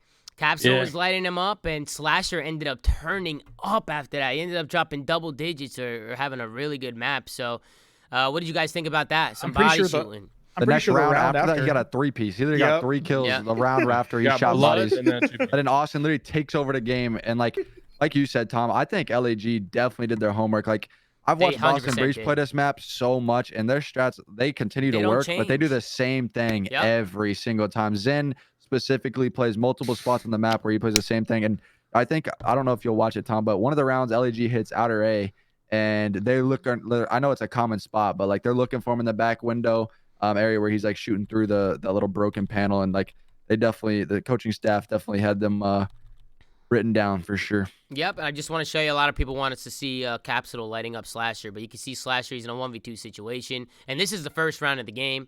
Keep in mind, Slasher, he ends up finding one onto Tony, really good plays out of him, but then Capsule, at the end of the round, he's going to kill him, and he's going to light him up. So I don't know how, I don't know why he did that. I think he's just in the zone, you know, he's just in the zone, and he's feeling good, he's feeling confident. But then the next round, like you said, Josiah, Slasher was just able to find 3, and we could kind of see how he was able to do it. It starts here. He's top 3, you know, Slasher with that AR. He loves the BP5. Work the map, find those angles. He's going to find one, and then after he finds one, really good heads-up play from Slasher to pick up his pinch. He knows the B side is open. He turns around. Anybody can be pushing through B now because his teammates are hitting A. Slasher with a good heads-up play, he's going to find one, and just like that, it's a 3v1 situation, and Slasher was able to find this one as well. So good plays coming out of Slasher. He went absolutely off right there. But the 2-3 round is what I want to highlight. Asim just goes crazy here. He finesses hard. So first they bring the bomb A, but then they wrap the bomb all the way back. So right now, you see teams doing that a lot. They'll kind of juke where they're bringing the bomb because it just spreads out the Boston team. It spreads them out. Boston don't know where LG are going. Asim's actually going to finesse B and find one onto TJ. He's going to get this bomb down. And then he has a 1v1 here. Him and Tony. This is a really big one-on-one because if he loses this, Tony has bomb site control and a 1v1 situation. It's very easily catchable. And look at Asim go. He's just jumping out of windows. He's spinning all over the place. Zinni just can't track him, and Asim was able to find 3 in the round, just working that B site. So really good plays out of Asim. Ends up taking LAG up to a 2-round lead, and then after this, LAG started smoking him. I think they just they rode off the momentum and they took him out. So good plays out of them. Any final thoughts on the series, gentlemen? Anything at all? I think Boston just have a lot to work on. Like you said, they struggled versus FaZe, which we kind of anticipated, and they made a decent run, but they ultimately ran out of gas. I think they just need to get better at control, and they got to get more they just got to get better at like respawn in general. Their S&D has been pretty solid, but I think Who? Nero, Boston? Boston for the Well, most part, like in the whole stage and like yeah, but historically. coming on to Championship Sunday, to a team that isn't good against the good teams and good against the bad teams, to lose both your S&Ds in a series when you usually are winning them majority of the time, I think that's their bread and butter. I feel like if they can't win the S&Ds, like almost be able to guarantee them, then there's not much success going to be to follow this team. But I mean, they're a young team. They got Cap and Nero, who haven't had the most experience. So I mean, at least they're staying pretty consistent in their placings. If they have a different bracket, these other two tournaments, who knows how that would have gone. But at the end of the day, they can only play what's in front of them, and they're making pretty consistent runs. So overall, I think they're pretty happy, and they're going to go back home and work hard and try to get even better. Yep, and it was a good play in the 2-4 round for LAG. They just work a good trade, as I showed. Asen's patting everybody in the back. Asen was patting his teammates back all tournament, bro. He was looking over to Spart. He was patting him on the back, looking over to Austin, fucking patting him on the back. You see Mama Spart going fucking nuts. She's going crazy. And that must have been a surreal moment for Spart, right? He comes in as a substitute, and he has his family there in the crowd. Just kind of watching him succeed and follow his dreams. You can see how much it means to his family, man. You can see how much it means to Spart. So just really good plays, man. Really, really good plays. LAG were able to clutch out. I wonder if they were planning to go, like obviously probably his girlfriend was, but like his mom and stuff, if they were planning to go when he was just playing the Challenger event and then, not planning to go. And then obviously he got called up and we're like, yeah, we're going to come. And then he ends up winning it all. I wonder if that was kind of what happened, because that'd be a pretty cool story. It's crazy, man. It's a crazy legendary, story. Baby, legendary. Think I might reach out to them during the week, and maybe we can do an episode with them and bring them on and just talk to the guys and ask them some questions and just see how everything was, going into the event. But I know LAG, they've been doing that Warpath series. It's kind of like the process. You know how Optic does the process? LAG actually do a series called Warpath. If you guys haven't checked it out yet, I strongly think you guys should go check it out. It's a really, really good little video if you guys want to that new episode's gonna be fire, bro. I can't wait to watch that about the major. It's gonna be sick, man. So congratulations to LAG. They knock out Boston. And then we get to it, man. The series everybody's waiting for, the grand finals. LAG, they hold on strong. A lot of close maps, a lot of map 5s. And LAG, man, all the stress, all the problems with Big P, bringing in the substitute, all the ups and downs. These guys are able to go to the grand finals. And Pat, I'm going to kick it off for you, because going into the grand finals, you, Ian, everybody, Damon, everybody said, Josiah, everybody said this series is going to be a blowout. Forget about it. It's over. Listen, but LAG clutch up. They did. And I mean, it was great. And we've had instances in series like this in the past, not necessarily with COD. I mean, the last one I could think of was like 1980 Miracle on the Ice. So to me, I mean, it was just everything went right, and LAG were able to clutch up, keeping that streak alive, which was also crazy because they beat FaZe who had the streak prior in the S&D. But yeah, I mean, coming out of game 1, Tom, I agree. I think everyone thought like, damn, this is about to be quick. Well, like, I mean, FaZe came just out, smoked them so bad in the first map. It wasn't close at all. Which is crazy, right? Like, FaZe come out and just make them look stupid. But that's what we were expecting, right? That's like what everyone was expecting, maybe outside of LAG and LAG fans. But yeah, I mean, they were able to turn it around. I think really, I mean, honestly, their S&D, like, it was just scary going into series and knowing they kind of had that game mode on lock, which they did against FaZe. Don't get me wrong. That's such a confidence booster, and I think when they were able to win that game 2 and be like, fuck it, these guys can't beat us in S&D, like, I think the momentum shifted, and then when they won that game 3 control, I think that's really where things started to shift in LAG's favor, and that kind of told the story. But I mean, I don't know. This game 1, there's not much to talk about, so I guess we can kind of fill with the series, because FaZe obviously just shit on them in this map. Yep, it was bad. LAG again, and just a note, I just feel like the rotations, man, just weren't there, both in this time and when they played. Who did they get smoked by? Florida. When they lost to Florida, just no rotos, no rotations. I definitely think Gavitu Hardpoint is a map that LAG need to go back on and see what was going wrong, because I felt like they can make this map a lot easier on themselves. Sometimes it just seems like they're a little bit too scattered and they're not focusing on the right things. So They gotta chalk it up. They gotta stop playing this map because they can fix it though. They can fix it. I Yeah. heard that with Spart and them, like they were scrimming and stuff like that before their matches. They were really good at Bokage, and they didn't play it. Obviously, they ended up playing like more Gavutus and Tuscans and stuff like that. But like they just look terrible on this map. I get they can fix it and stuff like that, but like chalk it up. Well, my question is, and I want to ask you guys this: should the CDL have FaZe and Guerrillas replay their match because it was a fluke? Like, should the CDL have them redo their series because it was a big fluke? Like, no disrespect to the Guerrillas, I'm a firm believer that them winning that was a huge fluke and really robs FaZe their truly accomplishing what they're capable of. So, what are your guys' thoughts on that? I'm curious. Wait, say that again. What are you saying? Should the CDL have FaZe and LAG replay their match because it was a fluke? No. Like, no disrespect. No disrespect to Listen, LAG. Pat, I'm a firm believer. Do I think but- LAG is going to consistently beat FaZe? Probably not. FaZe is the most So consistent dumb. team. They've reached grand finals. Like, how many times has FaZe reached grand finals in terms of how Too many events they've The times, been? last man. 3 years. 14 out yeah, of 18. like, 14 out of okay, 18 yeah. since the CDL. Yeah, at the end of the day, they're the best team. They're the most consistent team, but you still got to win the tournaments. And unfortunately, it didn't pan out for them the last 2 times. Complete new game. Can't take anything away from LAG. Pat is just a sore loser, and he's just got to hold it. Wait. I'm a sore loser. Motherfucker, I'm not playing. People, bro. Nah, this is what blew my mind. you lost Yo, on terms of no your takes, bullshit. bro. Your takes I don't didn't give a hold fuck true. about my takes. Listen, You bro, lost. what do you was mean? hilarious? What was hilarious? People were dead ass tweeting me as if I was up on the stage next to a BZ and lost the game. Dead ass. wait, People I were actually got tweeting a me DM like like I had a that. 0.8 in Wait, this I actually got a DM like that. No No, bullshit. I got a DM I was like that. mind blown. I'm like, motherfucker, I'm not on FaZe. Like, I didn't lose. They were dead ass tweeting me like, haha, I get shit on. You Bro, guys suck. You're I not got- fucking back-to-back seconds. Like, what? Pat, I got a tweet like that. It's hilarious. This guy clearly doesn't have the best English, but he said, "How LAG made that insane run, and do you or Aches feel bad to see FaZe lose another finals? Why the fuck would I feel bad? I don't give a fuck. Well, on let- top of that, I'm listen. sitting here praising fucking Spart and Slasher and these people. Like, what do you mean I feel bad? I'm happy for these guys. I want to get my 2 cents into this.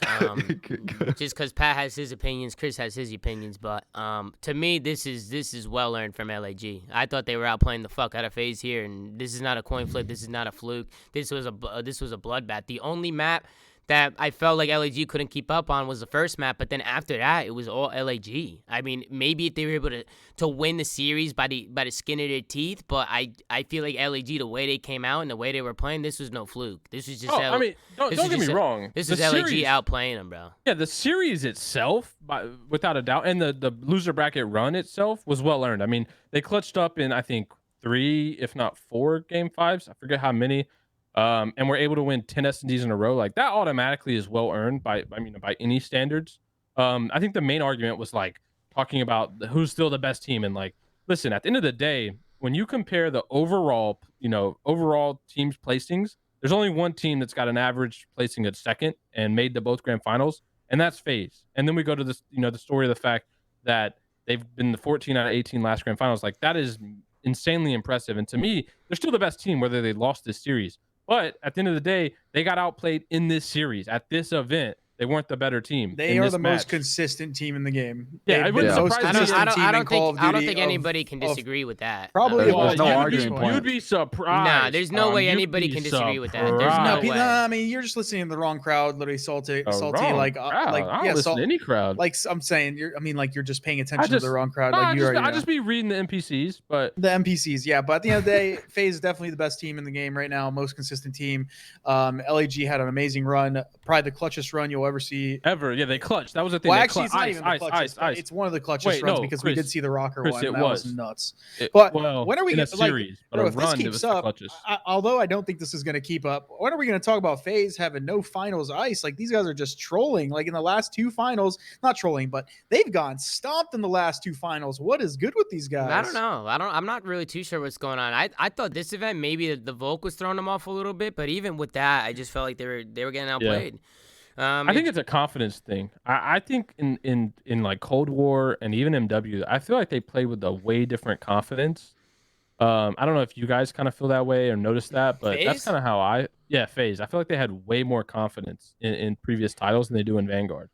I don't know if it's that, but I just think okay, I'm not gonna say these guys are like Bro, the BZ most showed up with skilled a players. 0.7. I'm not gonna say these guys are more skilled than anyone else, but they're more skilled than anybody else. If we're playing a game where a BZ isn't dying in one bullet and my grandma can I was probably gonna kill him say every once in a Yeah. while, like these players don't die like as Can't even easily. shoulder. In Cold War, we used to praise them, especially players like Celium, because they are so fucking hard to kill because of their positioning and stuff like that. In this game, bro, you see how Hook is killing Cap side, or Cap is killing Hook off the head glitch. Don't discredit Hook. Hook walked out with a robot. That boy wasn't blinking. That boy Or was Wait, on he a left bullet. out- he left out we like should the have thought it Undertaker. was over. I'm We should have thought it was over I'm right saying, then and there. I'm saying people are dying in the most ridiculous fucking ways that, like, in terms of the skill gap and just killing the other team, it's a lot easier in this game than it was in other games. And I think that was probably, one of FaZe's best assets in Cold War is they were just hard kills. And No, I agree. think it's harder to get away with this on this game than it is on any other Something I game. want to say too before we go on, as like, I don't know. I feel like, in me personally, I've said a lot about him. Like, a lot of people have said Hugh hasn't been back to that level of play, and I gotta say, I don't know about you guys. Obviously, Spart MVP of the series, he's a fill-in, right? But Hugh was playing on a level of play that I don't think all of us have seen in a long time Yeah. consistently. Like, he was dominating. We've been saying that, Simp and Jerry. BZ. We've been We were saying calling that for it. Hook, Yeah, Hook I'm needs not to on the hit show with form. you guys all the time, but like he literally was dominating this series. Like, I don't know. I think it was the best play he had all weekend. It kind of reminded me of Illy's series last major. Like, Yep. he was just Yeah. dominating. Hook dude, was definitely the across all finals board. MVP. Yep, just to talk about the map a little bit, the 2-2 round, as you guys saw, you guys were talking, so everybody saw it, but the 2-2 round, LAG was able to go to A, they were able to win an offense, just working those kills, and they were able to pick MC off that back tank, looking through the trees and shit. Then we go into the 2-3 round, Slasher was able to get a little ninja defuse on Cell. Honestly, I kind of want to go back to that, because I feel like Cell, he's kind of in a bad position here, like he goes off, like he ends up getting 2 kills here. But maybe just like a little wall bang here when you're top barn, like break that fence just to check to see if he's on the bomb, But instead, I guess MC thought that maybe Austin was pushing him, but Slasher decides to lay down and just stick the bomb. So he ends up getting a ninja defuse. And just like that, LAG were able to go up 2-4. And then after this, LAG were able to hold on to this lead. They end up trading rounds. They go back and forth with FaZe, and this one goes all the way down to a 4-5 round, which is where LAG was able to clutch this up. FaZe are trying to mount that comeback. We all know the 3-5 comeback, right? Abizi goes rogue. Slasher finds a wall bang. Good play out of him. So FaZe go down numbers, but they're able to clutch this round up. I think LAG probably should have closed it out here. But I think, who was it end up making a play? It was Simp and Arcides who just make a play onto this plat and just win their fights. Arcides is going to find one bottom grandma. Simp's going to hit the site. He's going to find another one, and it goes from a 4v3 in favor of LAG right to a 3v2. So FaZe able to clutch up that round, but then going into the 4-5 round, this is where LAG were able to close it out, and we could just show you guys a little bit how they were able to do it. FaZe was playing for picks here. They were slow playing it. They were slow playing A. They were trying to work some angles, trying to find a blood, but ace him. A little creddy spot out of him. A little, what do they call that? What do they call it now, those creddy spots? The cringe. They call it cringe spot.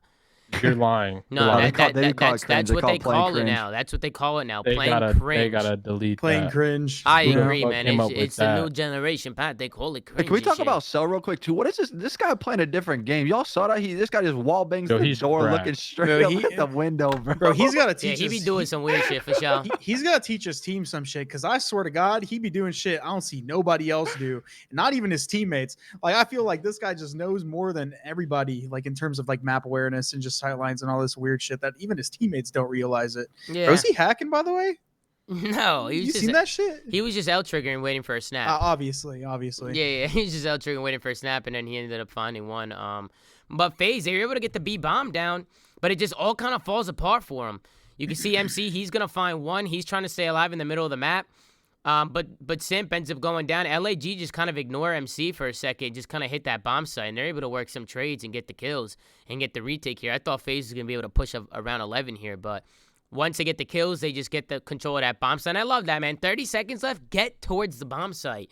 We saw Tom Gravity do it a couple weeks ago when he was in a 1v1. Doesn't even go near the bomb site. We just saw it in, where did we just see? In one of those series we just watched where Dave Patty, when he was in the 1v3 on Siege, he gets one, and then goes nowhere near the bomb. He just takes a super long route, takes him 20 seconds. He has no time left, and he loses. Not LAG. They get numbers, and they hit that bomb site. They get there. They force Alec to check the bomb.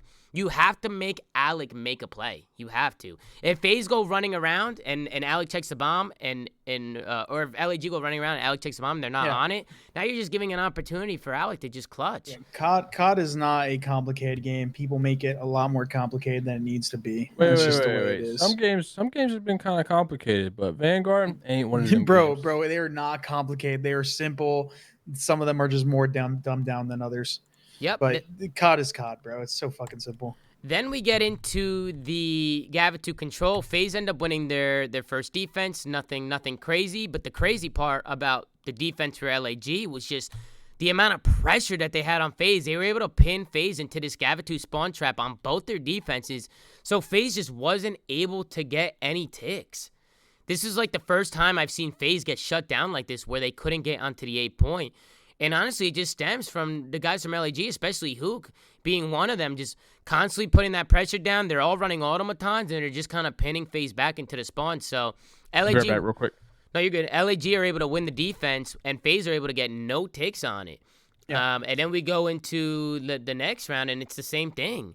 You go into the next defense with LAG, and they do the same exact thing. It's all defense wins, but it's still good to go back and watch it because you could just see how LAG was able to set up these spawn traps. They do such a good job putting pressure on that right side of the map and just kind of pinning FaZe. You can see right now Hook is the one doing it. Just by pushing out right there, it kind of forces FaZe to just hit Cliff, and it just kind of makes it easier for his teammates who can kind of make the call and say, hey, listen, I'm pushed out right. They're all spawning Cliff, and you can kind of see how he just holds the cross. And every single person that crosses is just getting tagged up by Kyler. So a really good play out of Hook. Bro, I said this before, but like, listen, man, people were saying they wanted to get rid of the fucking automaton, or not the automaton, the Volk, all this bullshit. Bro, they need to get rid of Bloom. The fact that people are running 4 ARs on maps is absurd. And it's not even just this map. People do shit like this on Berlin.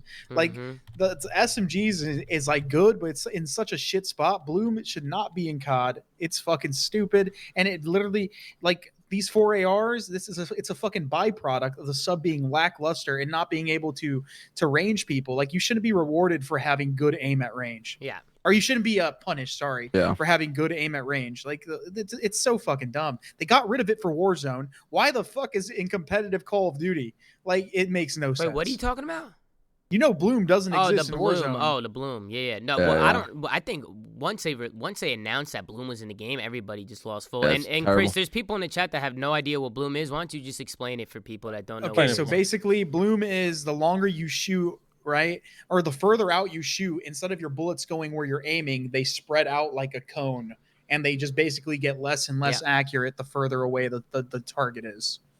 Good explanation, Chris. Yeah, but Bloom just kind of makes things inconsistent, right? Like, it's almost like, players that shoot really straight, like, there's really nothing they can do about it. They're punished for it. They're punished for it, yeah. And you know what's crazy? This isn't just an excuse for FaZe. Like, bro, Abizi is one of those players that will just literally actually smoke you with the sub across the map. He can't do that in this game. I'm not saying that's going to make them win everything, and he's still fucking good, but, like, it nerfs players that are really good at SMG and just they're really good at aiming. So it's so fucking stupid. So we go into the last defensive round. You could just see the lives, right? 13-4. I mean, LAG just put so much pressure. FaZe was able to get A at the skin of their teeth with like 4 seconds left. But then after that, they weren't able to do anything. LAG with that constant pressure, just constantly getting kills and putting that pressure down, they were just able to drain these lives. And FaZe, they weren't able to clutch up on the offense. It was all defensive wins, but you got to give credit to LAG because they just didn't allow FaZe to get ticks. And that's just a really good play out of them. It's really important that on defense, you try and minimize those ticks as much as possible. Look at the final scoreboard, and you can see Asum and Spart doing their thing, and Hook 29 and 19, Asum 32 and 27, really putting on a show. Slasher doing his thing, Spart was doing his thing on the other side, Sim 30 and 25. Cell 27 and 21, but Abizi and RC is really struggling here. So just a tough map for them. I think this was the real momentum. Oh, this is what I was gonna say. I think this is the turning point. I know we talk about like fundamental plays all the time in COD, but like at this point in the series, I was like, all right, look, these guys are going toe to toe with them in every single 1v1 gunfight, and like But Tom, I know we said it a bunch of times. We're like, these guys are beaming. Like every time we were watching someone was like, I don't know. For me, you rarely see that whenever like FaZe and Optic play teams. It's like you don't see teams really going 1-to-1 gunfights over and over and over. And these guys started frying after that control. Yep. Yeah. Who has an AR out? Yeah, Get rid of Blue. He's frying with it. He's frying. Bro, Get rid of Blue. And it's crazy, too, because a lot of people were yapping about the MP40, like, early on in the year. Now everybody's using ARs. So a little interesting there. Definitely a little interesting. One thing to note about this map is FaZe couldn't hold hard points. They were getting broke and broke and broke. LAG was able to break 3 hard points in a row here at the end of this game. LAG held on to their lead for most of the game. Just staying ahead of rotation, doing what they had to do. It was honestly a pretty back and forth game. But then once we get towards the end of this game, and we kind of see some of these hills kind of unfold, I mean, FaZe just couldn't hold a hill. LAG do such a good job breaking hills.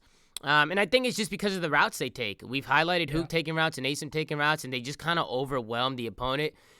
They make it harder on them. When teams are trying to break hills and they just flood through front, or they're all just holding hands and they're trying to hit the same thing, it just makes it easier for the team holding the hill. I think the fact they kept getting broken, and it's not to put sole blame on one player, is the fact that Abizi was just running at shit, bro. Bro, he wasn't stopping. I think Abizi kind of lost his head in the moment. It kind of reminds me of what happened with the Optic series in the at the first major, man. He kind of lost his head in the moment. He got a little bit too much Bokage brain, and he just wasn't playing like the Abizi that we all know, you know? Yep. Listen, it wasn't the moment, Chris. It was the whole series. You get the point. So right here, it starts here. FaZe, they're able to trying to make a comeback here. They get a really good 4 dead on this P5 where they're just kind of spawning LAG all the way out P1. And FaZe knows where they're spawning them. You can tell just by how their arrows are moving. They know where they are. It starts here. Abizi, he's going to get caught with his pants down. Slash is going to win 1. Slash is going to jump out of green. He's going to slide down the stairs. He's going to find another one. And just like that, LAG are working a pinch. They're going to break on into this hard point, and they're going to stop FaZe from getting any time here. So really good job from LAG to just get aggressive, break that hard point. They take routes. They work the pinches. And then they do the same thing going into the next P1 hill. They hit pinches. They get there early. I think FaZe end up winning this rotation. So LAG get there early. But FaZe do a good job just working kills mid-map, and it starts with Simp. He just finds 2, and then they end up collapsing on the hill. So good job from FaZe here. But then after here, this is kind of where LAG just continue to break hard points. We go into the P2 hill. Actually, no, I think right here is where LAG were able to break it, and look at how they break this. They go into the second P1 or the third P1, excuse me, and just watch how they do this, man. Instead of just flooding their side, they flood mid-map.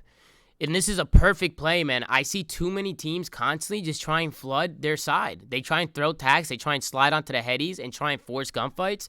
But I think LAG do a really good job stacking middle of the map and working some of these kills. And that's what they do, man. They end up going through mid. It ends up falling through the first time, but they do it again. You can see Hook already taking that route and going all the way around. But as he does that, they get 2 kills. They get all the kills through mid, and they just collapse on this point and win the game. So LAG just working break after break after break. It just seemed like FaZe couldn't hold their hills. They couldn't hold it. Yeah, but I think that's usually what they're good at.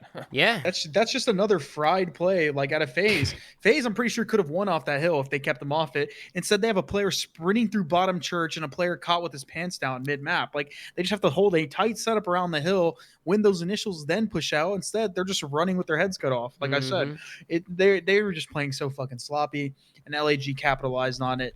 And they ended up, what the? Look at that guy in the VOD. Why was he so upset? Yeah, these people, he put his face shirt back on. He put his face shirt back on. But you can see the scoreboard, Asim 36 and 27. He was having an amazing event, just taking over, just doing what he does, making plays. On the other side, again, Abizi struggling a little bit, just couldn't get anything going this series, really. And then we get into the Desert Siege S&D, and this one was all LAG. There's not much to talk about here other than the LAG just running all over them. Which is interesting coming from FaZe. Like, you don't see them get ran through like they just did on Desert Siege here. They got ran through on a bolt cage and on the Desert Siege.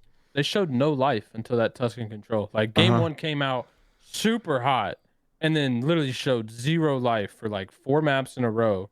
And then at the very end of the Tuscan in the round 5 showed some life. So, yeah, I don't know. I mean, I think all of them were just off because you were kind of talking about like they were making plays that were so untraditional for them and kind of how they play a hard point. They're just fried, bro. Like it's the fucking Vanguard Bokage effect.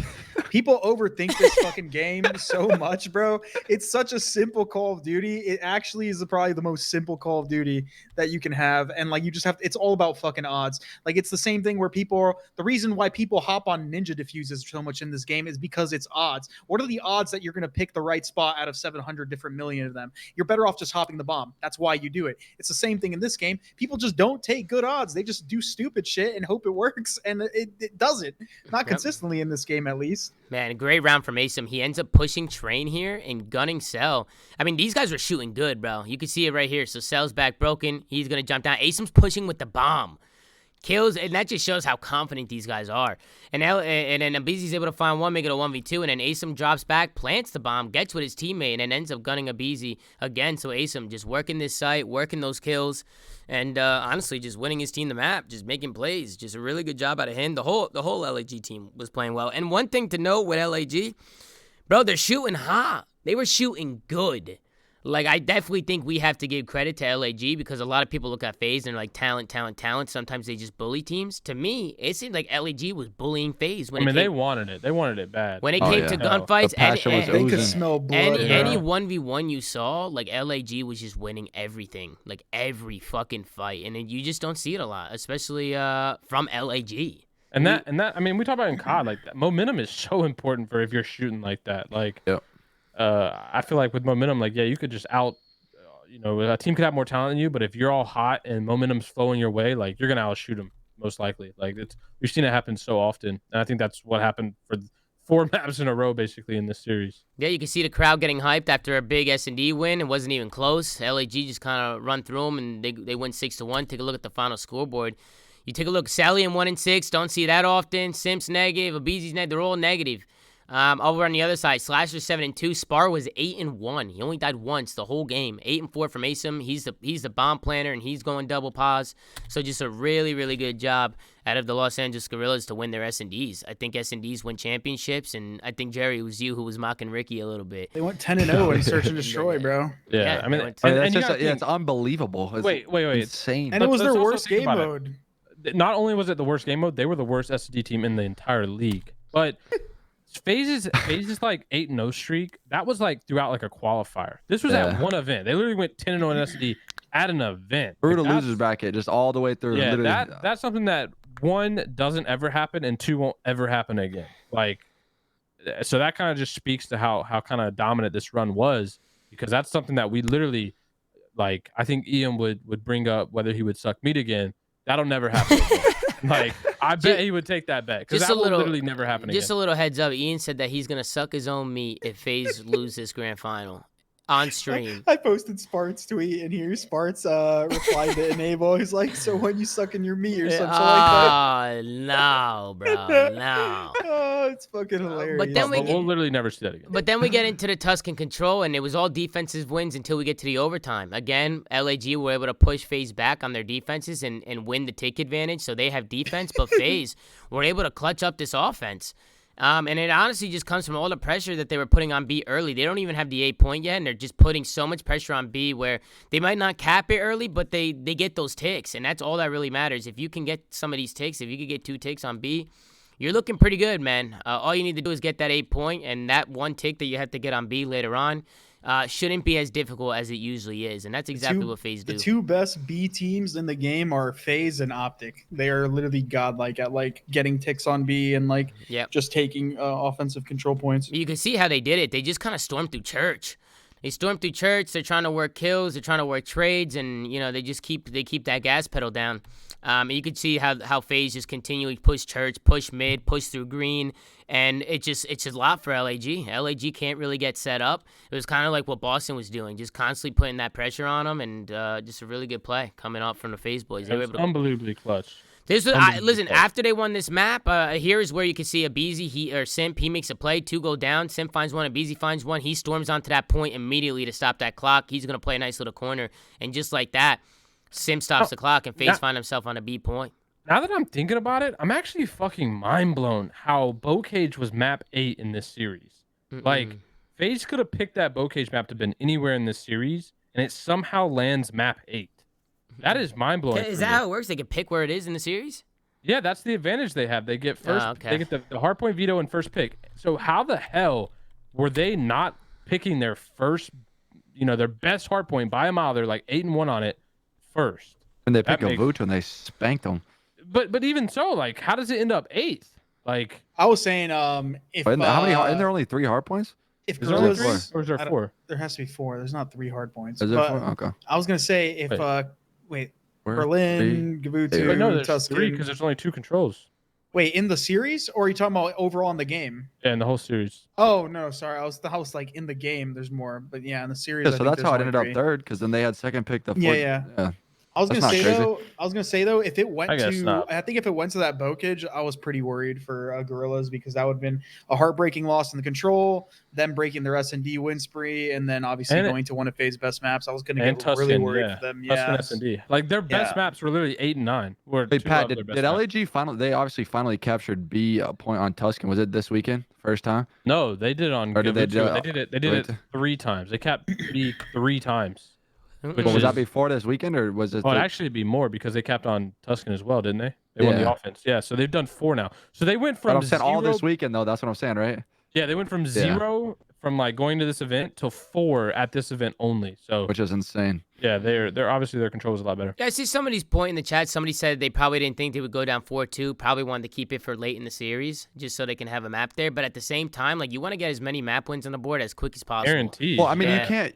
On the flip side, though, you can't like get mad at them in a way, because their map pick 1 was Gavutu. They absolutely steamrolled them. No. Mainly the Tuscan too. The Tuscan S&D. Oh, okay, yeah. I understand. Both of them. Like they're just saying hard point best maps. But take a look at the scoreboard. Arcides, he absolutely went off in that control. He went 34 and 26. Good play out of him. Abizi, 34 and 36, so 4,300 damage. So just applying pressure, man. 34 and 36. He's negative, but still at 34 kills.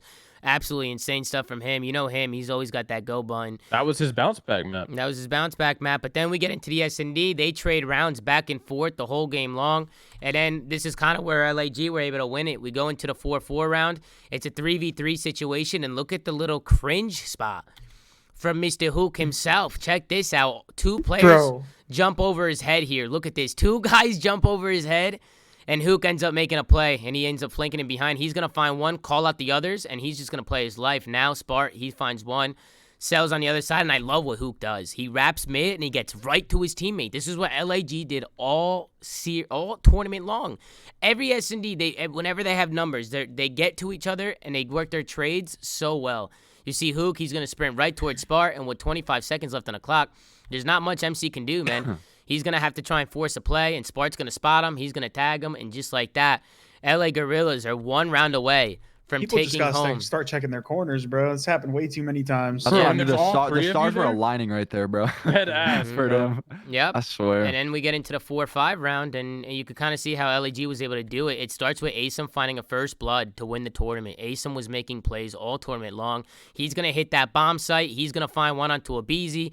Arcees is stuck in the corner now. He ended up shooting, but Asum, because he was able to dip out, it just kind of exposed Arcides' spot. You see Asum on the bomb here. He finds one. He runs, and that allows Hook to come in for the trade. He's not weak at all. He's going to trade it out. And just like that, it's just a breakdown for FaZe. Asum's going to hit mid with the bomb and just go rogue. You could tell he's just super confident. And it's a 4v1 within, 20, 30 seconds. So Los Angeles Guerrillas able to win. Asum standing on top of the chair. Matter of fact, let's go into a live listening with the winning moment. All down to Celium.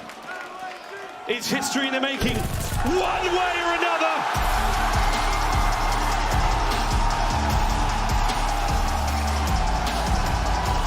It was inevitable. The clock has struck 12. We cannot believe it. So Asum is it is truly a miracle in Minnesota as the Los Angeles Guerrillas. They've bested FaZe, and they've won a lot more than hearts and minds. They've won the bloody major.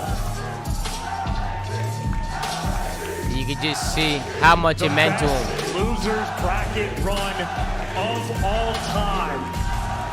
Slasher is a part of all of them, but that man Spart earns that You can see there, Asim just emotional, and all the guys are just super hyped up. You see Alex Rubens in the back going crazy, and let's go into the interview after the fact. A lot of F-bombs being dropped in the interview. 15, and on the desk too. F-bombs are being dropped like crazy. It was the longest weekend, bro. People were fried. It was also interesting that the purple team won the Minnesota Rocker event because the trophy's purple too. It just looks good. You know what I'm saying? It just looks nice.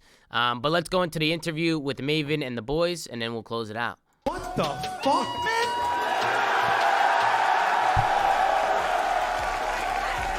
I don't know, man. I don't know. Is this even on?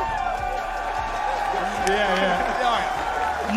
You've done some incredible losers bracket runs in your career. Listen to what This has Austin gotta said right top here. it, right? Oh yeah, but for sure, this is the best win, like from the losers bracket, probably all time, almost. Yeah, I gotta be the losers bracket king at this point, right? I gotta be the king of the losers bracket. How proud of this squad are you, man? Oh, I'm so proud, man. You know, we've been putting hours in every day. Me, Kyler, Asim, and Pierce back at home, and then we picked up Spart because Pierce is unhealthy. Hope he's feeling better.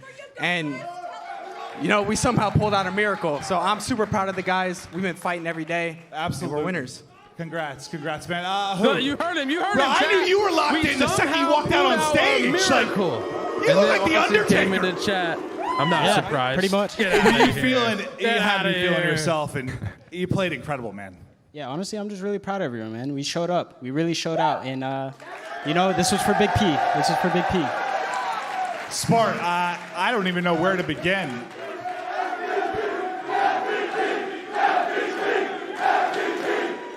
I got no idea what the fuck to say right now.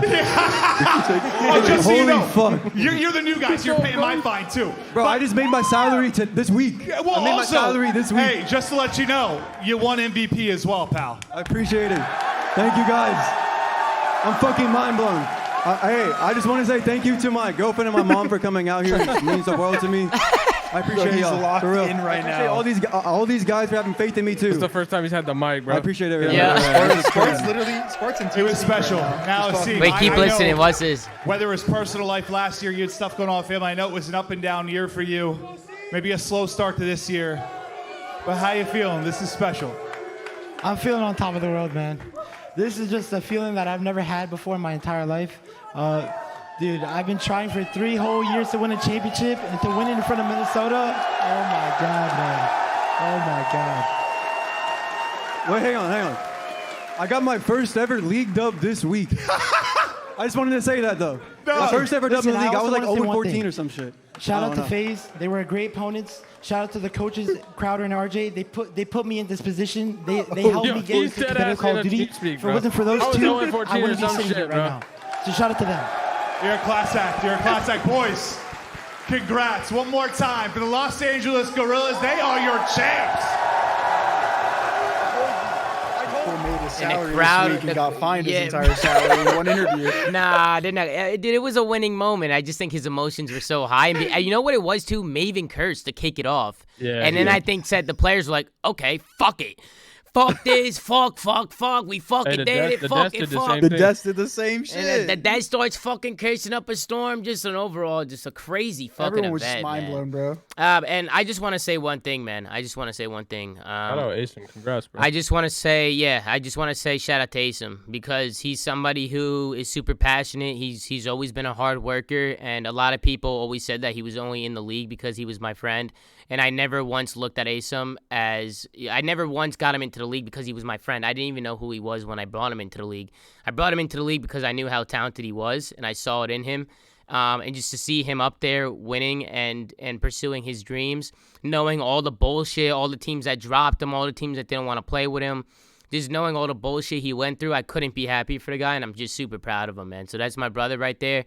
Drop a waste him in the chat, man. And I was getting emotional watching it, man, because Asim's a really good friend of mine, man, and I talked to him a lot about, a lot of the bullshit he's got to deal with behind the scenes. And he's, he's young, he's only been competing for 3 years, but he's gone through a lot of stupid shit behind the scenes, man. So just really good job from Asim, really good job from all the guys, Slasher, Hook, and Spart.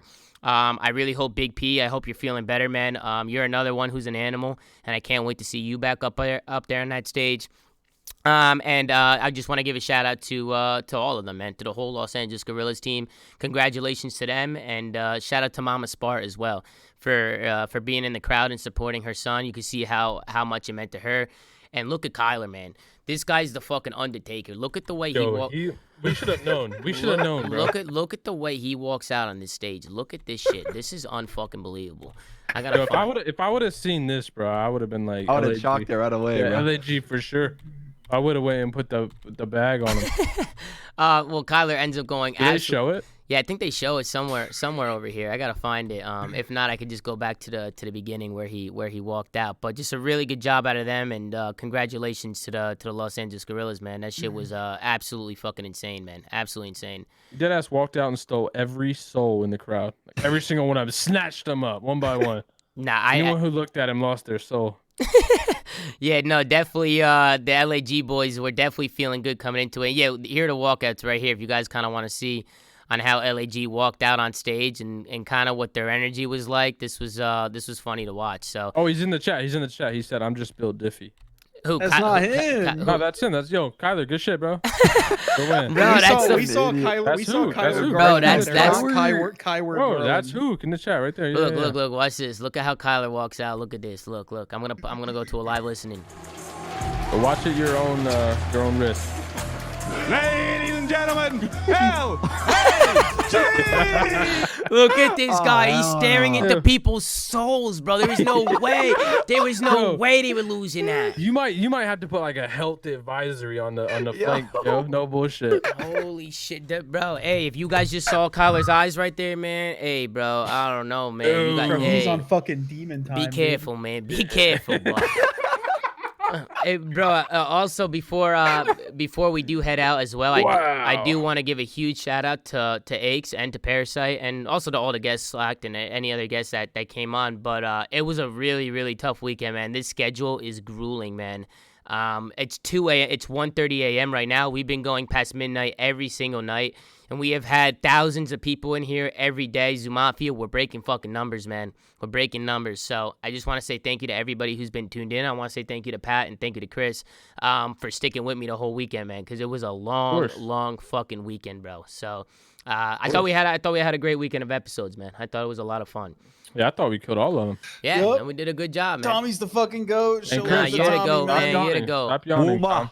You gotta go film Chris. another show, bro. Yeah, that's why you gotta stop yawning, bro. We got one more. Yeah, one more. They gotta go film the reverse sweep. It's super late, so we're gonna head out of here. The intro is broken. I'm gonna run it anyway. We'll see how it goes. But guys, make sure to like, comment, and subscribe if you're watching on YouTube. Go to anchor.fm/theflank to check out audio sites that we're on. Go to @theflank on Twitter to check out Gersh. He's doing a great job running socials. I'm also gonna be giving away a jacket on stream right now. As soon as we end the show. So if you guys want to stick around for the giveaway, I'm going to be giving away some stuff, man. So, yeah, thank you guys for watching. Thank you to everybody who tuned in. Appreciate you, Pat. Appreciate you, Chris. Thank you, Jerry, for coming on. It's been an absolute pleasure. You're a fucking animal. And, guys, thank you so much for watching. And we'll see you guys. When's the next time we're going to be live? When's the next flank? We'll have to sync with our executive producer. Yeah, if that guy's still around. We'll talk to Ben Nassim, our executive producer, and see when the next flank is going to be, and we'll get one scheduled. I want to try and get the LAG boys on during the week, so we'll see if we can make that happen. Matches resume like May 13th or some shit. Yeah, there's a break, so it'll be some filler. I think it's a pretty long break. All right, man. We'll figure it out. We'll figure it out. But thank you guys for watching, and we'll see you guys next time on another episode of The Flank. Take care and brush your hair. Yay. This fucking broken.